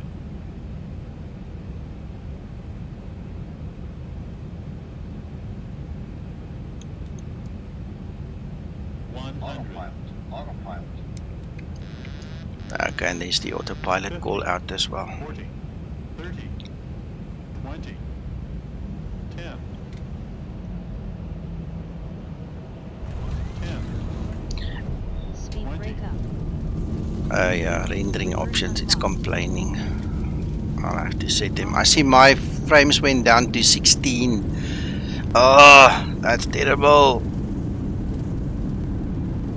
We can change the rendering options now.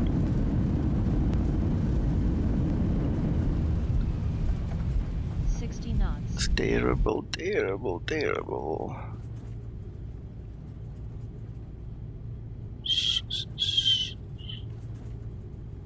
Okay, well, that one's not going to change much now. Let's just quickly do that. Nice landing. Really not bad this Yuck. time. Okay, it's still not really improved. We are down to a little bit hard because, I mean, at 16 FPS, you know, things happen retardedly.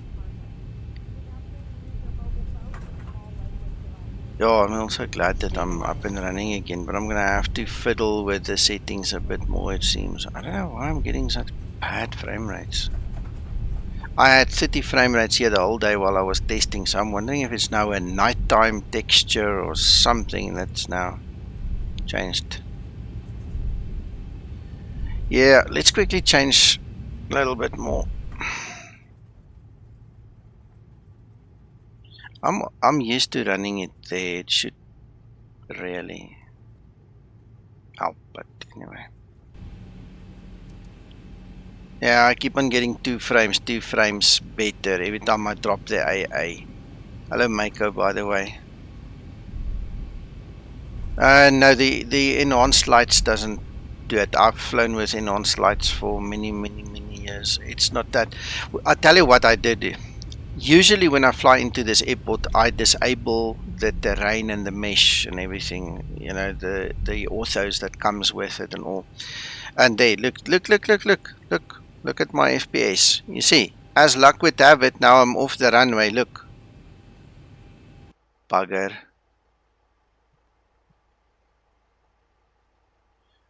So anyway, I enabled all the additional features of the airport that I don't usually have on. And I mean, I was flying here the whole day with this kind of FPS. So in other words, I didn't have my task manager open. This could very well have been a weather update, for instance, dragging the CPU down. It's not necessarily because we got the error that stated that it's the display settings. It could simply be that the CPU was taxed, you know, for some stupid thing. Not necessarily, Mako. Exactly what I'm explaining. I'm thinking there was an operation happening behind the scenes, because I mean, look there, same place. I'm looking down the runway, and down the runway it's terrible. So I don't know, mate. We'll have to play with it, but anyway, is what it is. We landed. We didn't break anything.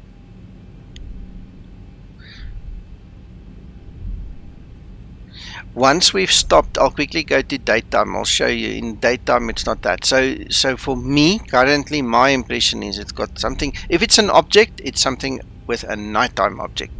That's doing it. After landing procedure.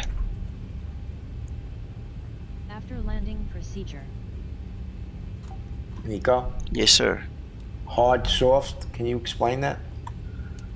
Where's hard, soft? Where are you talking about? The hard and the smart? Yeah. Hard means that regardless of the type of approach that you're doing, it will have the audio played to you. Okay. Smart means there's a logic test that will happen. It will check whether you're doing a precision or a non-precision approach. If it's a precision approach, you will not hear the call out. If it is a non-precision approach, you will hear the call out. Did I say it correctly? Sorry. If it's a precision call out, you won't hear it. If it's a non-precision, you will hear the call out when it is on smart. That's what it is. Flaps upset.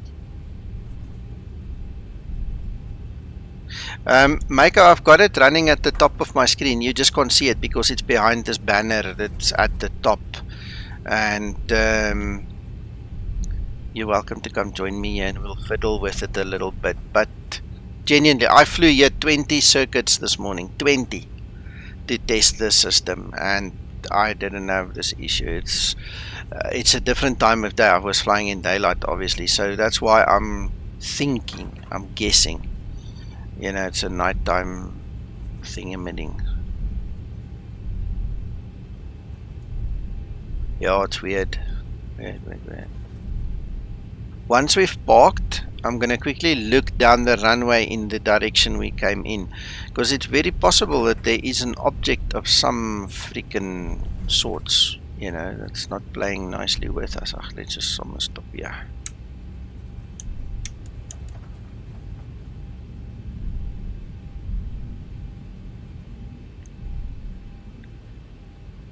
Where's that line? It's sad if it is gonna prove to be a nighttime texture thing. It's gonna be sad because it's gonna bug me until I find it and kill it or fix it.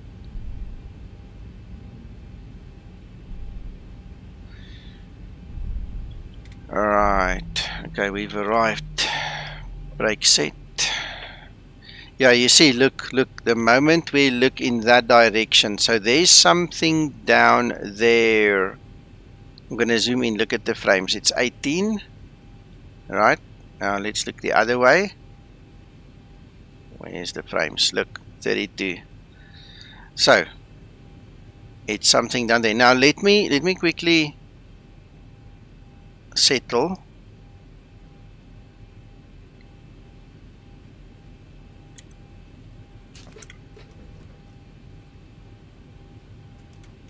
I just want to log the flight with ACARS quickly for the VA so that I get my brownie points. And then we're gonna move to daytime and have a look there quickly. Same scenario. Ready for shutdown procedure. Shutdown procedure. Shutdown procedure.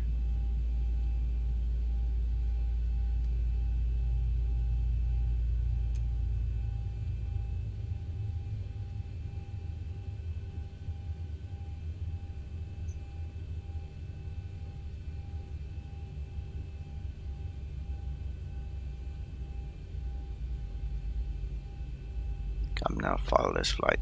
There we go.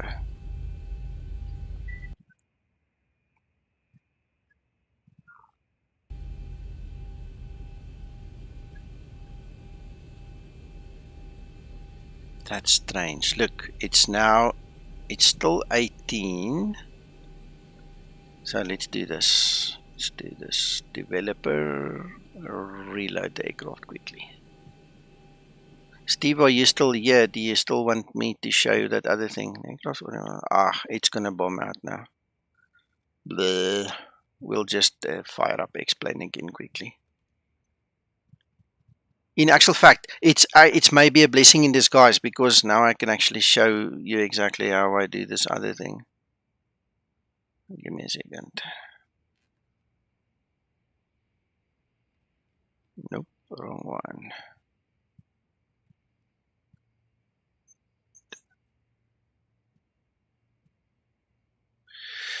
It's towards the, actually not the middle of the airport, it's looking down towards the end of the airport. It's looking towards runway 17.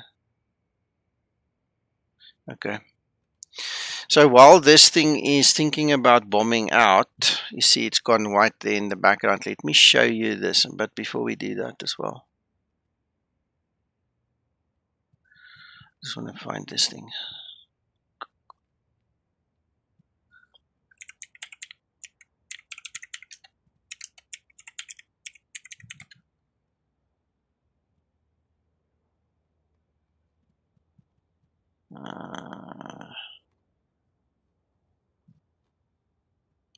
Copy.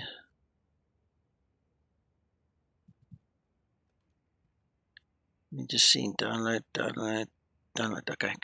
Right, so Steve, this is what you need, and guys, we're talking about the splasher that changes the startup screens of Explain every time. So I'm just going to kill this thing or try and kill it if it wants to die on us or not. Otherwise, task manager. Let's just kill it. Bye. Right, so what you need to do is you need to follow that link. You need to download the X Splasher. All right, then you extract it. That's the folder. So it goes into my Explain root folder. Then what happens is you need to go, if there isn't an image folder, you need to create it. And then you just put all the images that you want to be picked needs to go in there. And you can obviously change this at any point in time. Nothing's holding onto it as long as the program isn't running, it's fine. Right, then what you do is you need to go to this, I think it's this one, settings, yes. So what you need to do is you go to that settings.json file, that one. So you need to open it in your text editor and you need to give it the explain folder where the executable is, explain.exe, and then you need to give it the path of where the images lie. The trick is it doesn't work like a normal DOS command. For instance, you need to have a double backslash. You see, everywhere there's a backslash, they double. And that's the big trick that a lot of guys don't seem to understand, because in normal IT terms, you won't put a double backslash. It's just unheard of. But this program requires the double backslash. So if you get your explain folder and the images folder correctly, what you then do is you take that explain or explasher.exe and you just copy it to wherever you want it. So there it is. And the next time you start explain, you use that to start your explain, and there you go. It's changed the background. Peter, you're welcome. Have a good night. And that's it. And that's how you start your explain. I'm going to go fire up at Porto. I'm going to show you guys the FPS is better in the day. I didn't have this problem this whole day, and I didn't change anything, so not pertaining to this airport or anything like that. I'll have to check what's killing the FPS.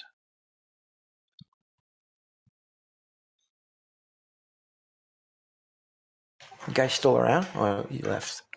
Oh, I'm here. Oh, okay. Sorry, I had to step away for a minute. Yeah. No. I just showed the guys how this X splasher works. So if you want to see how it works, Joe, you're going to have to watch the last few minutes.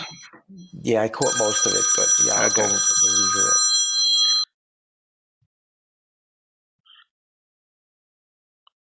Right, okay, so let's just go new flight, Porto.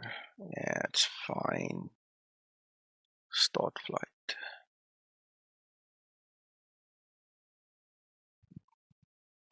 Yeah, Scotsman, and every time you just, get bored of your backgrounds, you just pop another few in there, delete the old ones, because you don't want too many, because then the randomization also doesn't work too well. You're going to keep on seeing the same one come up plenty of times.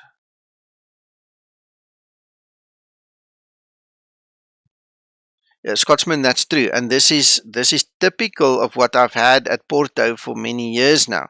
And like I said earlier in the stream, when I changed that 4K texture in ALES, it went away, and I flew the whole morning here, no problem, 20 seconds, easy. And all of a sudden now, when I came back in here, it's obviously a different time of day. We're stuck.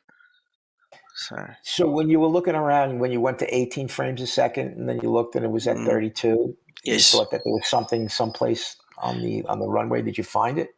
No, because it was dark now. The thing I told you earlier, changing that ALES took the problem away from me. Okay, and I didn't bother to go look further because the problem went away. But now landing during nighttime, the problem is back. So now the question comes in: is it an object or is it the texture of an object? And is it linked to this airport, etc., etc.? Now, now we're zooming in on it again, because different time of day gives a different FPS, and it's not supposed to do that because I want to fly into my airport. The other thing, like I told you also, is I've enabled all the roads and the mesh terrain, everything like that. Okay, now it immediately started with 30 frames. My name is Linda. Alright, so now look at this. Remember we had 18 frames looking in that direction?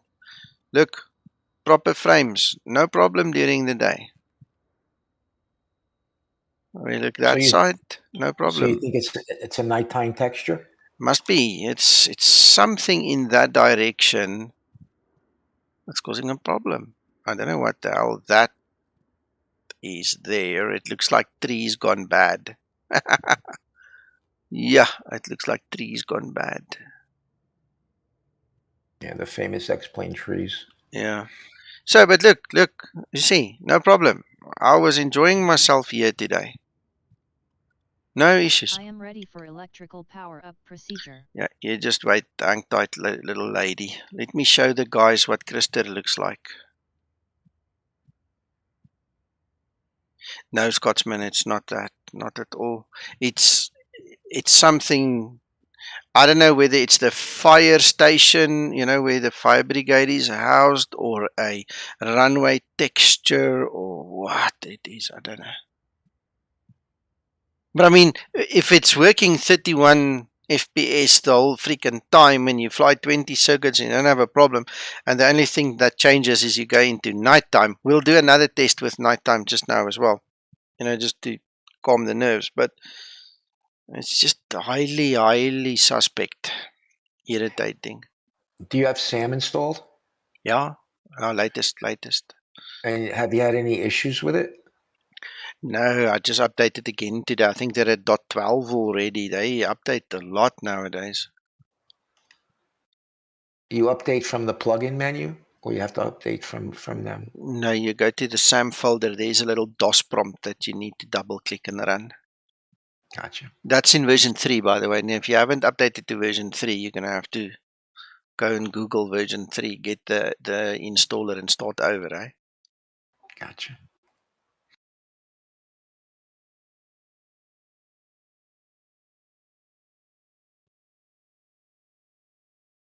And just for the hell of it, I wish I could actually show you, but I don't think I can actually show you.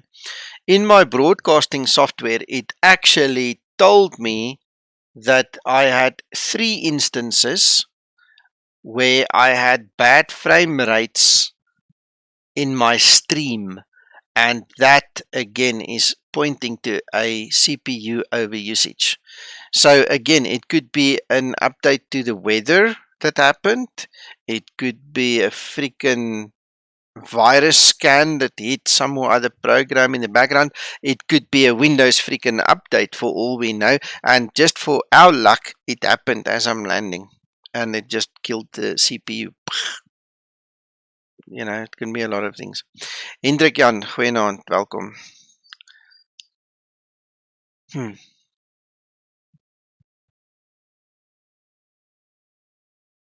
Hope it doesn't bomb again.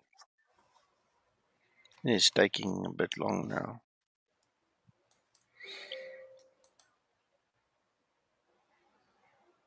Vroom, vroom, vroom. Come on.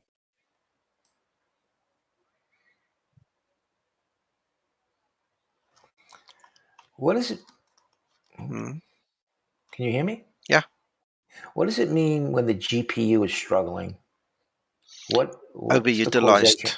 No, it's overutilized. There's a process. If you go to your task manager and you go to the CPU page and you look at what's happening, you'll see typically when you open or close a browser or some program or something there, it just goes crazy. Yeah, and it's just, you know, too many things running at the same time, etc., etc. Okay, now, I want to show you this, right? We've changed to a different Zibo. All right, so there's the new Krister. We call him Krister because Krister himself told me last night he looks like me. So okay, that's our new Krister. That's the free X-Anim Copilot. But check this now. Look there. Something misfired during the load up. Scotsman, you said there that sometimes you get 10 FPS. Now check this. Look, we're struggling. We can't fly like this. This is crazy. Okay. So obviously we had nav data creation thing happen here. So what I'm going to do is go back to the developer menu and I'm going to select, man, I wish you could see it. Hold on. You can. Hold on. Let's do this display capture, right? So there we have it. We're going to go to skip art and reload. And then we're going to check what the FPS turns into then.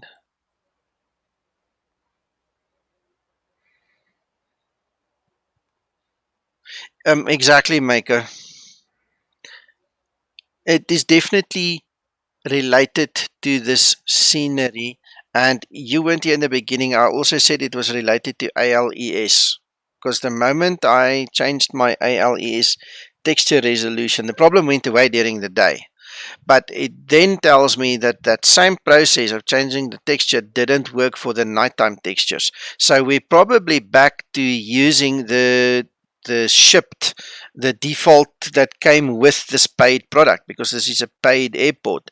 In their makeup somewhere, they've got a problem with either an object or a texture. No, nothing happened to Linda. We were flying with Linda the whole time now during the stream, Hendrik. But during the stream as well, we discussed this X-Anim Copilot. And there you go, guys. Look, 32 frames. We're back. So all we did was just a developer reload of the Zibo mod. And there, it's obviously reloaded scenery. It's reloaded the mod. And there's the problem solved with the FPS. Hey, Steph? Sorry? Steph?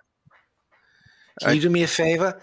Can you leave that fan on and the door open after she gets out of the shower for like 5 minutes? This way all the steam comes out.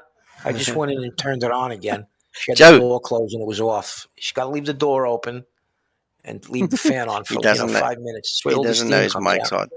Joe. Yeah. All right. Joe. Joe. You could shut it off now, the fan. He's probably taken the headset off. But leave the door open so all the moisture, it's got to dry out in there. Joe. Yes, sir. Joe, your mic is hot, eh? Everybody's listening to you. Oh, I'm sorry. No worries. Fortunately, he didn't say anything terrible. But okay, now look at that. Look, now we're looking down that side again, and the FPS is buggered. And now we're looking this side, and the FPS is good. So it's highly irritating, man. This is really terrible. Let's do this developer reload again. Let's see what it does when we look in that direction and reload it.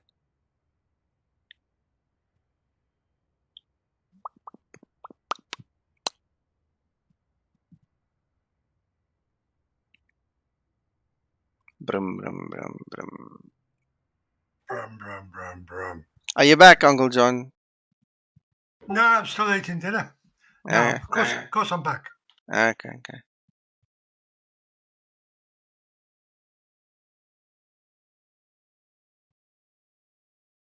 It's 7 p.m. by you now?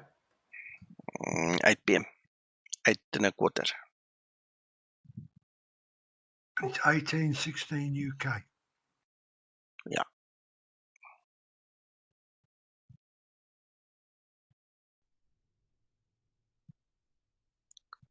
$30, $25, $29, $30. So somewhere in the loading, something is happening. Because why would it not work the first time but the second time? Yeah. Computers. Before David died, we were sitting chatting one day. And he said to me, when he ever comes back, he wants to be a fish line tester. He's sick and tired of IT. And I said to him, I'll join you. I'm sick and tired of this IT nonsense. You can figure this thing out now. The one moment it's low, the next moment just by reloading. So obviously somewhere, something looking out there is just miserable with us. I don't know what it could be. Look, there's the fire station. It could be that. It could be one of the antennas. It could be freaking a texture. It could be anything there. Because the funny thing is, if you taxi down there, once you get to the end of the runway and you keep on looking straight, the problem's gone as well. Yeah, it must be something with the scenery. Can't see what else it can be.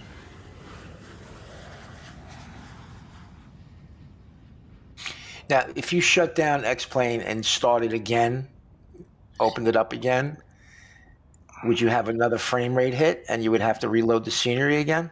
Well, I always reload the Zibo. So if it happens that there is a FPS hit and I reload the Zibo, it does the whole reload process. you know, and it fixes the problem.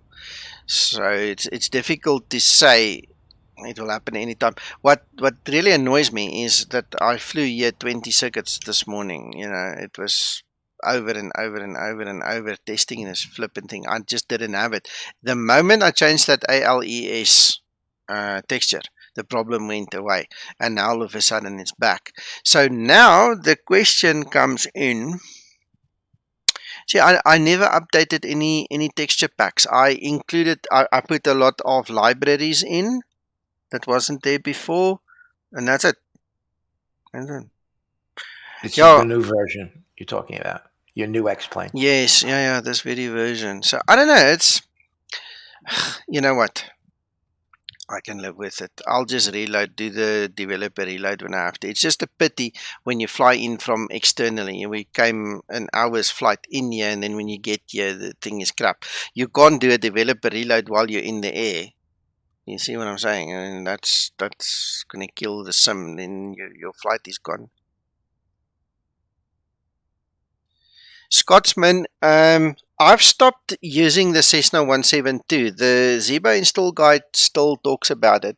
I use the developer menu. The reason we keep on hammering on the Charlie 172 is it will force you to do that, whereas if you forget, let's say you just spawn into the Zibo like I do, and you forget to reload it, you tend to get issues, right? So by doing the Charlie 172, it's a physical action that you can't really forget.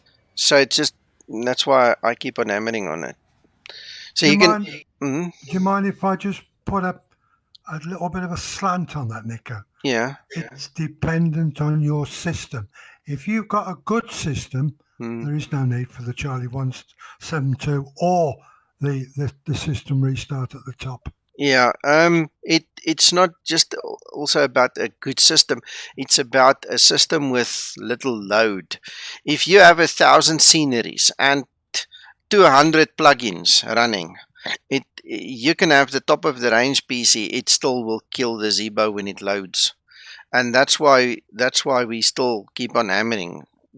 Do the bloody reload and get it over with. Because if you do the developer reload, each and every script will load. Whereas if you start the Zibo up and you've got weather and textures and plugins and scripts and everything running at the same time, fighting for your CPU space to load up, it's inevitable one of the Zibo scripts is going to fail. And that's why we keep on saying, just look after yourself.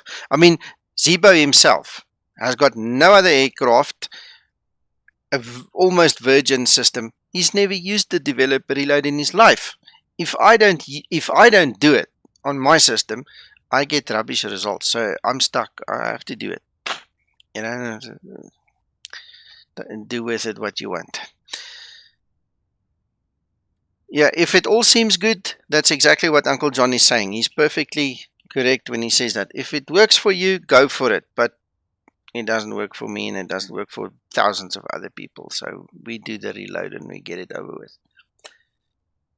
Okay, so what else can I show you? Did I show you everything now? We talked about the X-Splasher. We've been fighting with a stupid FPS. Look, FPS is still perfect.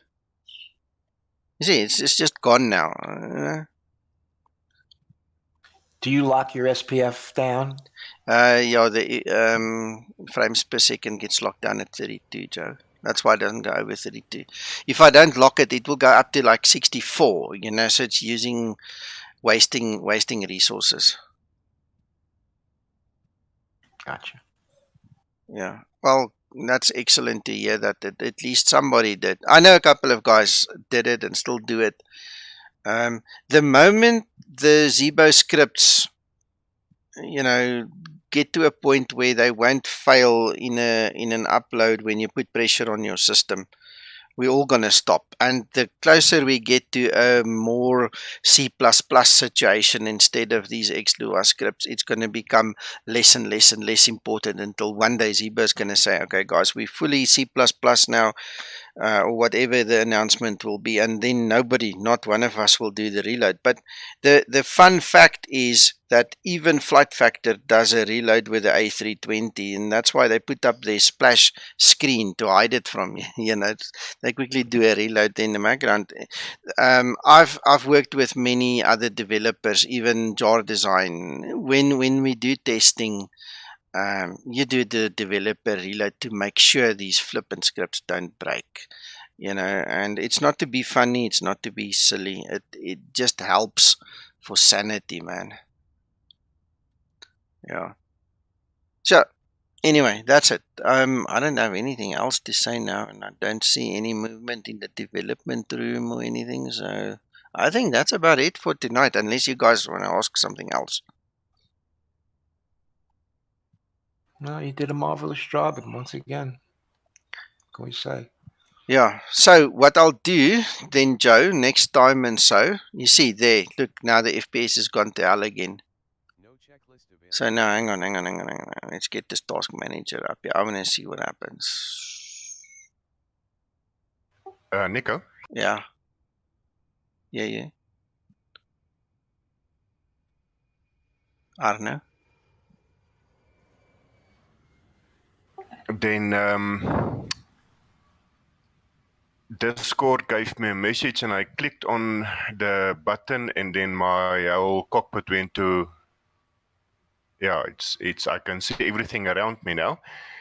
But in any case, I just wanted to say that your flight planning software works like a charm. It's quite simple to understand once you've watched the video. So good job on that. Well, excellent. I don't know what happened now yet again. This is crazy. You see, and there it's over. So it's like a process is loading something, and then it kills it. There, it's back. I didn't do anything. I was just sitting, chatting, and looking around. What did you have? A dip in FPS? Yeah. When I came in. Yeah, but you've just put. You've only just reloaded it, Nico. It's probably still pulling stuff in. No. It's been sitting here for a few minutes, Uncle John, and it was running perfectly. And the next moment it dipped. So I've got the task manager open. Let me get it on the screen here. There's the task manager. Now you can see. Look there. X-Plane is using very little CPU power. Now what happens is sometimes that thing goes up to like 60%. The moment that thing goes over 50%, my whole system just goes. You know. Okay. Now. Something that I've just seen. There's Google Drive, for instance. I don't know. It could be a freaking Windows update. Let's go quickly have a look. See. It could be a virus scan. It could be anything. Okay, I don't see that it actually downloaded anything. I don't know. We'll have to see. But anyway. So as long as that thing stays below 50% on the CPU, I've got good frames. There's no question about it. But something triggers it, and then it just goes like crazy. And you know what it can be? It in actual fact, it can be this thing. You know, if it's like it's on a timer, I must actually time it. Remember, Active Sky updates every 15 minutes, and it could very well be that it's while it's doing that flippin'. Yeah, that's exactly Hendrik what I'm thinking. Good chance. Yeah, well, it's while it's doing the weather update, and then everything goes, and once it's done, it's back to normal. That would make sense. Could also be that, Scotsman. So anyway, it happens. It's one of those things. Uncle John, I'm seriously thinking about it because it looks like it's on a timer. It's periodically happening, and yeah, and it's over fairly quick. Yeah, reasonably, but it hit me during the landing, and I didn't appreciate that. You know, I mean, if in all honesty, if you look at the settings that I'm using here, there's nothing to it. We can actually put the AA back to 4. See, even at 4 AA, there's no difference. The difference comes in with CPU usage. Anyway, okay, let's get off that topic. Anything else, gentlemen? Anything else I can treat you with, or tell you, or ask you, or give you? I don't know. Hello, Milky Way. Cor, sorry, I see your message there. I've obviously had Linda for years and years now, and she's been good to me. But I want to give this guy a try. So what happened was, we talked about it during the stream, and I said I'll show the guys what this guy looked like. If you scroll up somewhere a little bit higher up in the text chat on stream, you'll get the download link for this guy. He's free, and if you go to his logic, his AI stuff, there's a list of things that this guy can do. All right, so he's apparently got some speech recognition thing built in. I haven't used him, played with him, nothing. I know nothing. I know what you see there. That's what I know. Okay, so I'll figure him out, and then we're going to take him for a spin, and then we can discuss, the difference between him and Linda and things like that once I know what I'm talking about, because right now I know what you know, and we see each other the same thing, so we'll see what happens. Careful he doesn't take over. Yeah, for sure. The big difference initially, the core that needs to be stated, yes, he's free, Linda's payware. And apparently this guy, it's open source, you can actually change a lot of things in him that you can't do with Linda. So I don't know. We'll learn. If Mako is still around one day, he can come give us a demo or something if he knows better. But I'll figure it out, and then we go take him for a spin. And I think the next flight I'm going to use him, just to get into the habit of using him and seeing what he does and doesn't do. And, we can whack him on the fingers if he interferes, Uncle John. We're going to have to. Yeah. At least he's not wearing a jacket, Uncle John. Yes, and I was actually thinking about that as you said it. It makes hell of a difference. Yeah. I mean, that's how you would be in the cockpit. You wouldn't have your overcoat on, would you? No, of course not.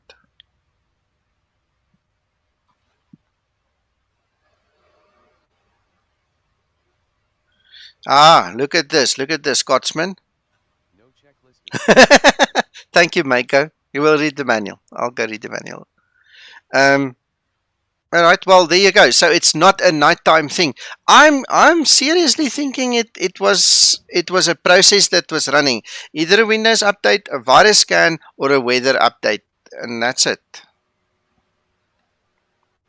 I'm pretty sure it will be a weather update. Let's try and enforce a weather update quickly. Let's see what it does. I'm not sure if it will do it if we trigger it instead of it running in the background.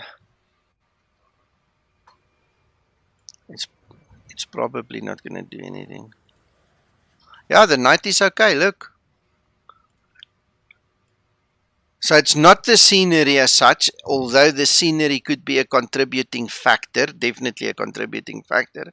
But under normal circumstances, when the CPU is free and it's got resources to handle the bad patch of scenery in that direction, it's not a problem. But now you have a bad patch of scenery that needs to be handled, and then you get a process running in the background that kills the CPU, and that kills the FPS. So, Cora, I haven't at all. I have not tested this guy at all. I'm not going to do a flight right now. We'll do a flight tomorrow and play around with him. And like I said, in the next stream, we'll take him for a spin, and we'll start chatting about him and get each other's opinions and see what happens. Yeah, how's that? That is just perfectly fine and normal. No stutters, nothing. Everything just works, and I'm back to the settings that I flew in here with. So it's definitely a process that runs, that interferes, definitely.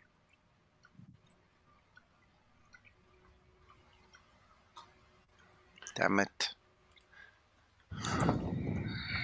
Nico? Yes. Okay, okay, let me talk English, and guys, excuse my English. I normally just talk English out of pure self-defense.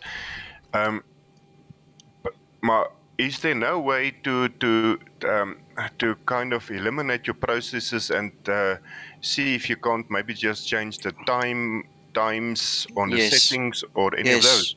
If you hear what I'm saying. Of course I do. No, there is. The issue is I can actually stop a lot of processes. Like for instance, Google Drive and OneDrive and all these things in the background can be stopped. I can actually switch my antivirus off. In my antivirus, for instance, everything that's related to any of my flight simulators are excluded. But now you can't exclude the Windows update that is definitely lying and waiting there. Okay, so it could be something like that triggered in the background.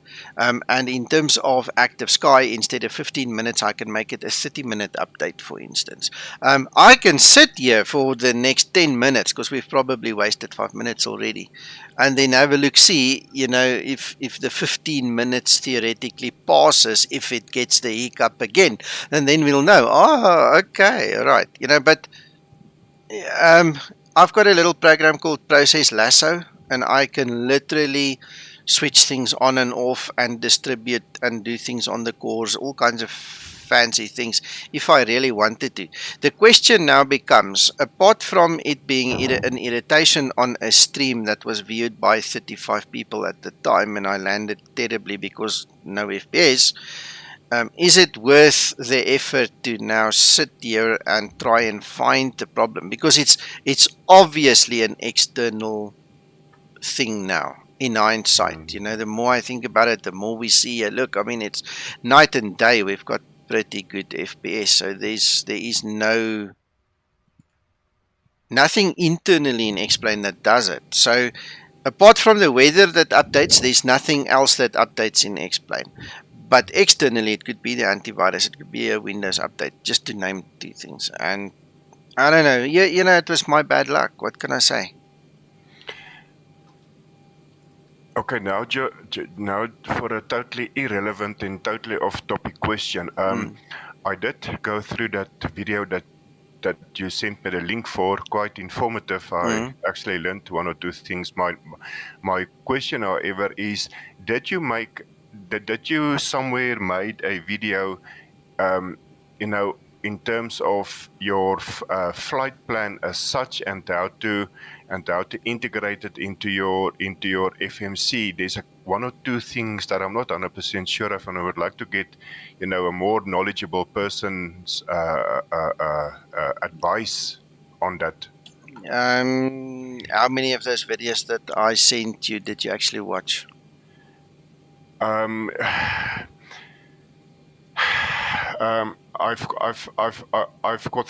got 3 words for you: 4-year-old son. Okay, so listen. Go watch all 3. The third one is all about the flight planning and getting the flight into the FMC. Okay. Give me a second.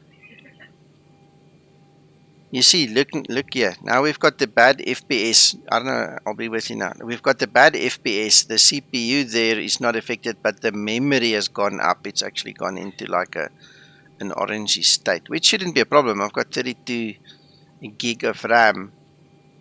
I don't know. This is really interesting. Like we're now going to look for another 32 gig of RAM.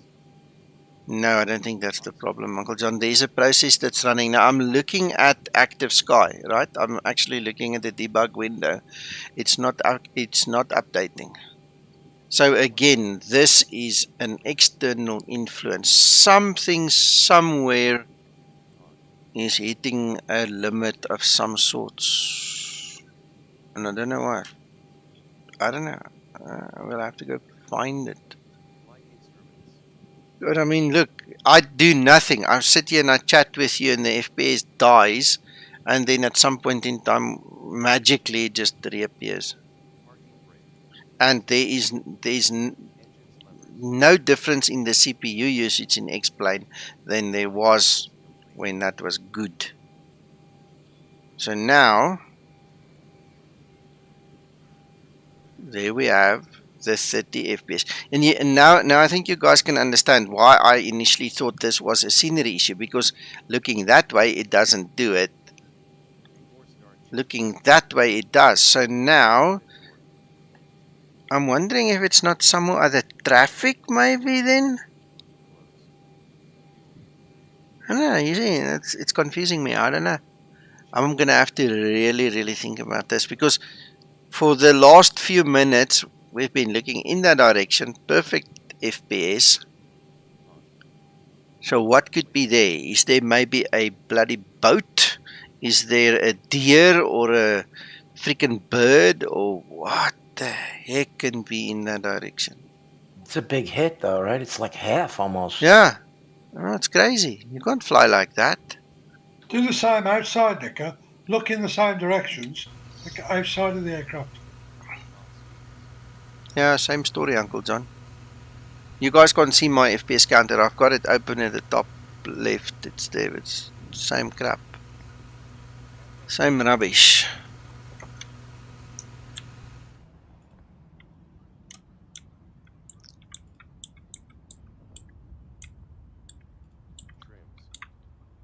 Okay. Now, I'm going to tell you something. I've got that FPS hit again. So let's step closer. Let's see when we get past it, if maybe there's something we can identify. No, it's still bad. Still bad. Oh, there we go. Just stopped. There. Well, back up and back in again. Yeah, I did. There, I've got 21 FPS. Steve, it doesn't happen at another airport in this way. This is the only airport in my whole world I've explained where it does that. So look, now in this position, I've got 21 FPS. There I've got 31. So literally in 2 steps, something changes. And I don't see anything moving that could do this.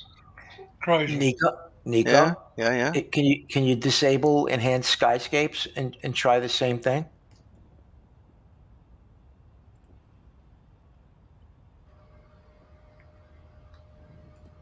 I got 3 frames more by doing that. Yeah, it's like something moves, or something comes into play and then goes out of play. Because I mean, it's terrible. It's like 20. Hendrik, I'm gonna have to go find it, buddy. Hold on.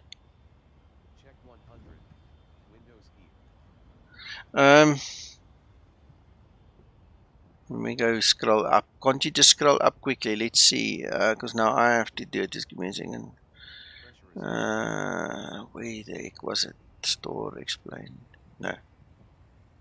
There we go. I think it's this one. Back to YouTube. Yeah, no, I don't do that. Hold on.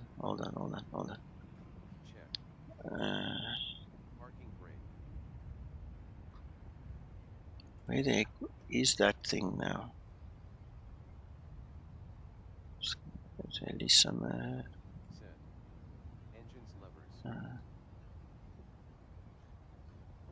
Where the heck is it? Oh, there we go. Open link. Pre-flight checklist complete.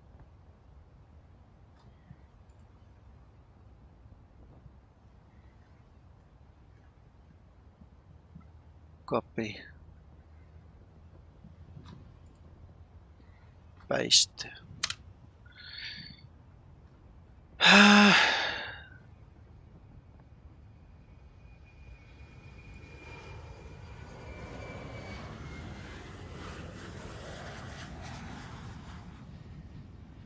It's like it's something in this area.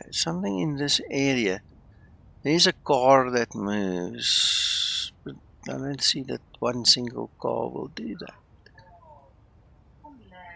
Hello, Reggie. Oh, all these CCTV cameras make me wonder. I don't know. And then the next moment we move. There, it's gone. It's just gone.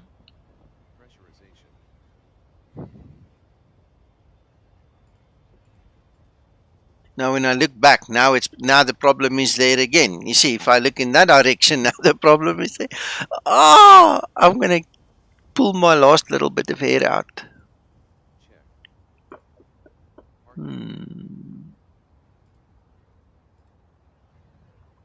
I don't know, man. This is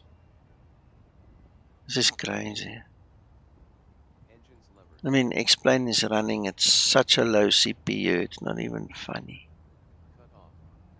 Pre-flight checklist complete. Dave, yeah, let me go there. I'm not there.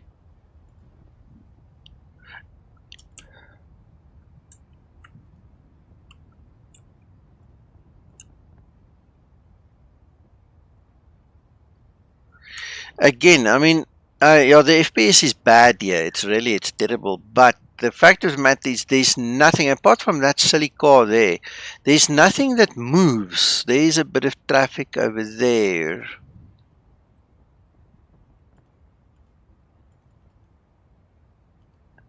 Mako, then it doesn't happen, my friend. The problem goes away. Okay, let's do this as well. Okay, I'm gonna kill Explain quickly. I'm glad you guys are as interested in this as I am. I'm gonna kill it, so I'm gonna show you something, and then we'll discuss it a little bit further.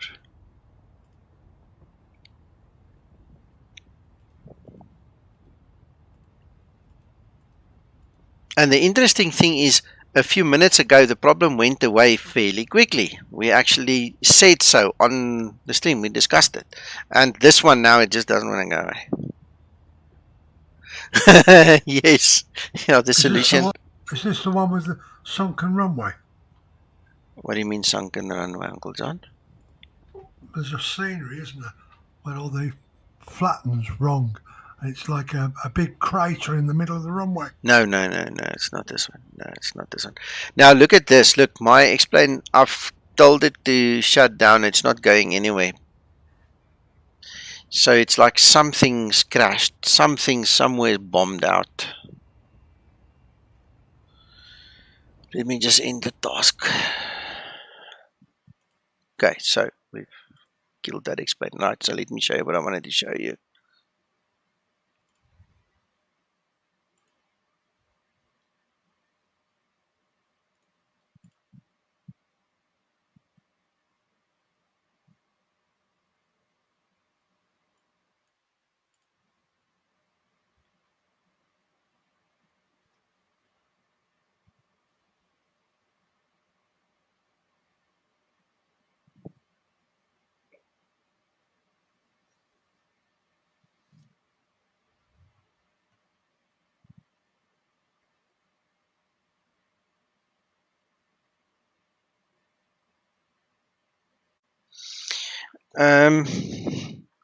Yeah, I hear you. My PC, I don't think it's that hard, but anyway, okay, so what we're gonna do is quickly go there to Portugal, and we're gonna look at, that's the airport, LPPR. Okay, so that is our airport that we bought. It's a bought system, but if we go down to there, where is it? Airport mesh. You see, there's an LPPR mesh. Where would we find? And there's the roads. Okay, so I'm going to kill the roads, and I'm going to kill the mesh that came with that scenery. Okay, Hendrik, stay well. Alright, so we've killed the roads and we've killed the mesh. All we're keeping is just the airport. Let's go see what it does.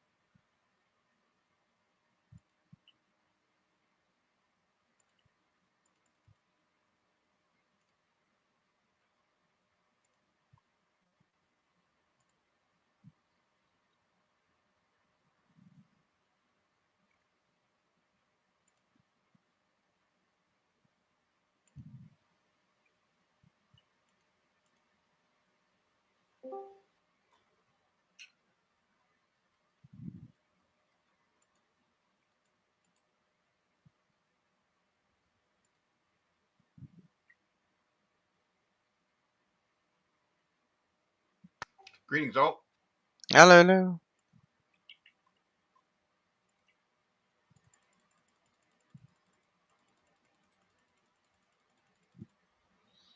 Steve, it's possible. It's possible.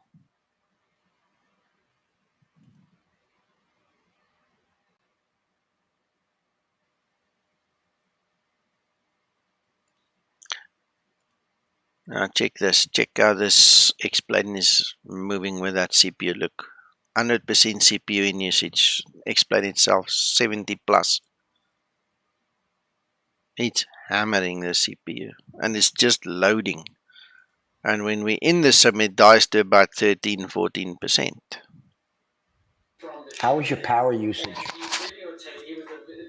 I have no way of measuring it, so I don't know. If you open up that box to the right, if you open it up, you should be able to see it. Where? In other words, make that bigger to the right. You know, stretch it.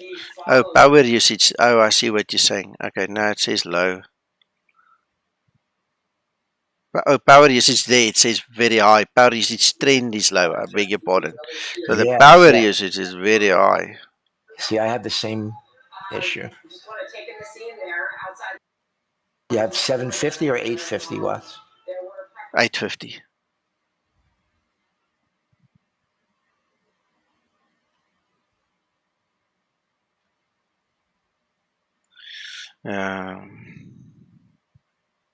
You know what I think the solution is? I think the solution is to actually just upgrade sooner rather than later. Get the proper i9 or something going here instead of this i7. Oh, this thing is making me tired now. I'm thinking of too many other options and nonsense. Let's get the lottery first, Nico. Yeah, I think so, Uncle John.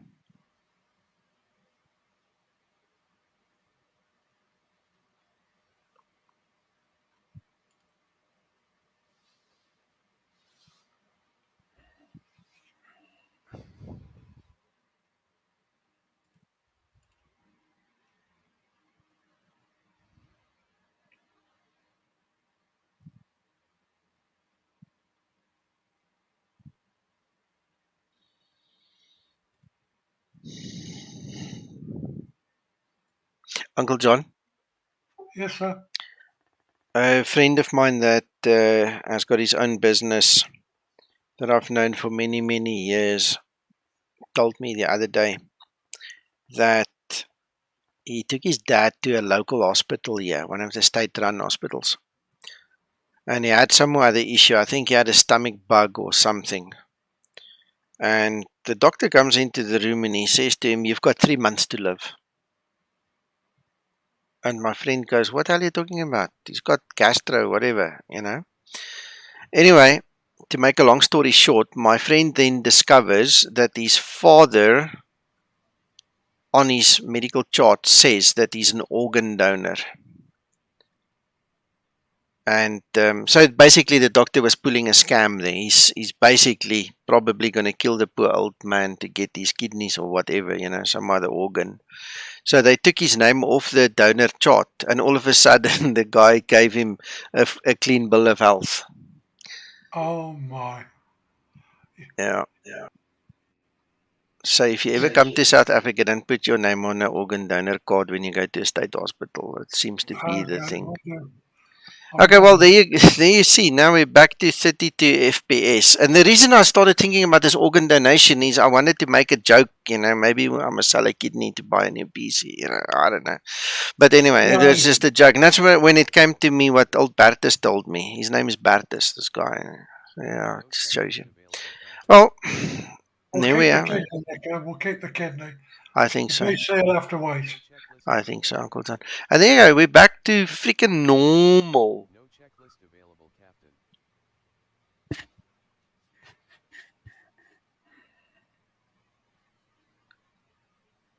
Exactly, Scotsman. No, we'll stay away. We won't do things like that.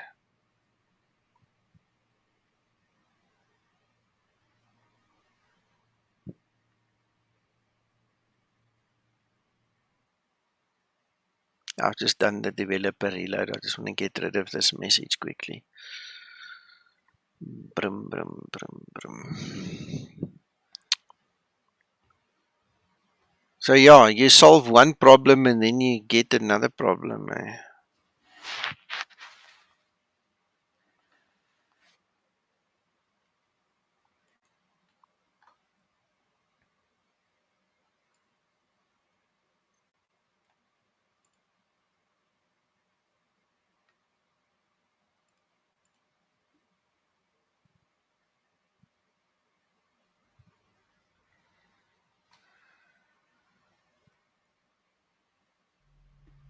Hello, Steel. Right, so 32 FPS. 32 FPS. Nothing changed. We literally just closed the X-plane and reloaded. Nothing changed. There's no difference in the scenery. The only thing that could again have changed is just the weather. Oh, and we don't have the clouds enabled now. Oh, no, it is enabled. Did it itself. Okay. I don't know. You try to figure this thing out now. How the hell do you tell the customer, sorry, sir, we don't know. There's nothing. Look, it moves. No problem. No stutter, nothing. Okay, but hang on. We sorry. It's getting late, guys, so please forgive me. My attention span is waning. We disabled the mesh and the roads. So I'm going to tell you what I'm going to do. Okay, just because you guys were so faithful hanging around wanting to see what the story is, ask me in a day or two. I'm going to keep that off. Those roads and the mesh. Because you know what? The one thing that does change, the one thing that does move is the traffic. And I'm wondering if it hasn't got something to do with those roads. So I might maybe put on the mesh again, but I'm not going to put the roads on because it could be there's a problem with the freaking roads. Huh? You know what I'm saying? Because those are the cars that are moving. She had a haircut, man. It's all for charity, George. She had a good haircut. See, the cars are driving. These are the normal XP roads. Obviously, it's not the specific special roads that's now linked to the scenery. But I must be honest with you, I don't see a difference. So I don't know what those roads do. I mean, imagine there's a car going in that road and it gets stuck under the runway and it can't move and it's turning like a top all around and now it gives us a problem because it can't get out and it gets claustrophobic under the ground there. I don't know. It's definitely getting late. Yeah, and I'm talking too much nonsense now, Uncle John. It's getting embarrassing. I was thinking exactly the same, but I didn't really want to say it. Okay, anyway, George, just to answer your question truthfully, this is the X-Anim Copilot. It's a free Copilot for the Zibo mod and the Ultimate 737. The link has been posted twice in the chats here. So if you just scroll up a little bit, start clicking the links, it will take you there. You can download it. The idea came up today that I just wanted to get to know him. I have never really used him. I don't know what he's about and the whole story. And a lot of guys are giving it very good reviews. So my plan is to get to know it, to fly around a bit with him, and then we can all discuss it. You know, maybe there's merit in, you know, using him instead of Linda. I don't know yet. We're going to find out. You see, Scotsman, yeah, great minds think alike. That's what I'm thinking. The cars in X-Plane are still there, but those special roads are not there. That comes in. George, I don't know. I haven't used him yet. I see what you see. This is what I know. I've been sitting next to him like this now the whole evening. I don't know. Never flown with him yet in a proper flight, so I don't know.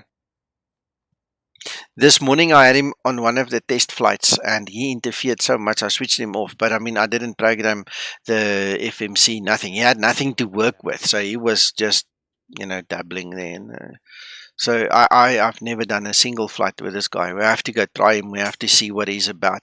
Again, just for your information, this is the AI logic that's built in there. So it seems he's capable of doing a few things, and it seems he's got some speech recognition. Mako, I asked Mako to come give us a demo, but he said I must read the manual. Thanks, Mako. I'll go read the manual and then take him for a spin and let's see what happens. I don't know. We'll come to an agreement later on if he's good or bad or whatever. Just don't let him sit on your lap, Nico, please. Ain't gonna happen. Not gonna happen, you know, in the words of my daughter. Not gonna happen. Anyway, okay. Guys, that's it. I'm really getting tired now. Hope you don't mind me just talking nonsense in between, but you know, we're just here to have some fun as well. Yeah, we thoroughly enjoyed. What are you kidding? Yeah. Right. Okay. I'm going to say good night to you guys. Have fun. We'll talk again in the next day or so. Bye-bye. Good night, Nico. Bye.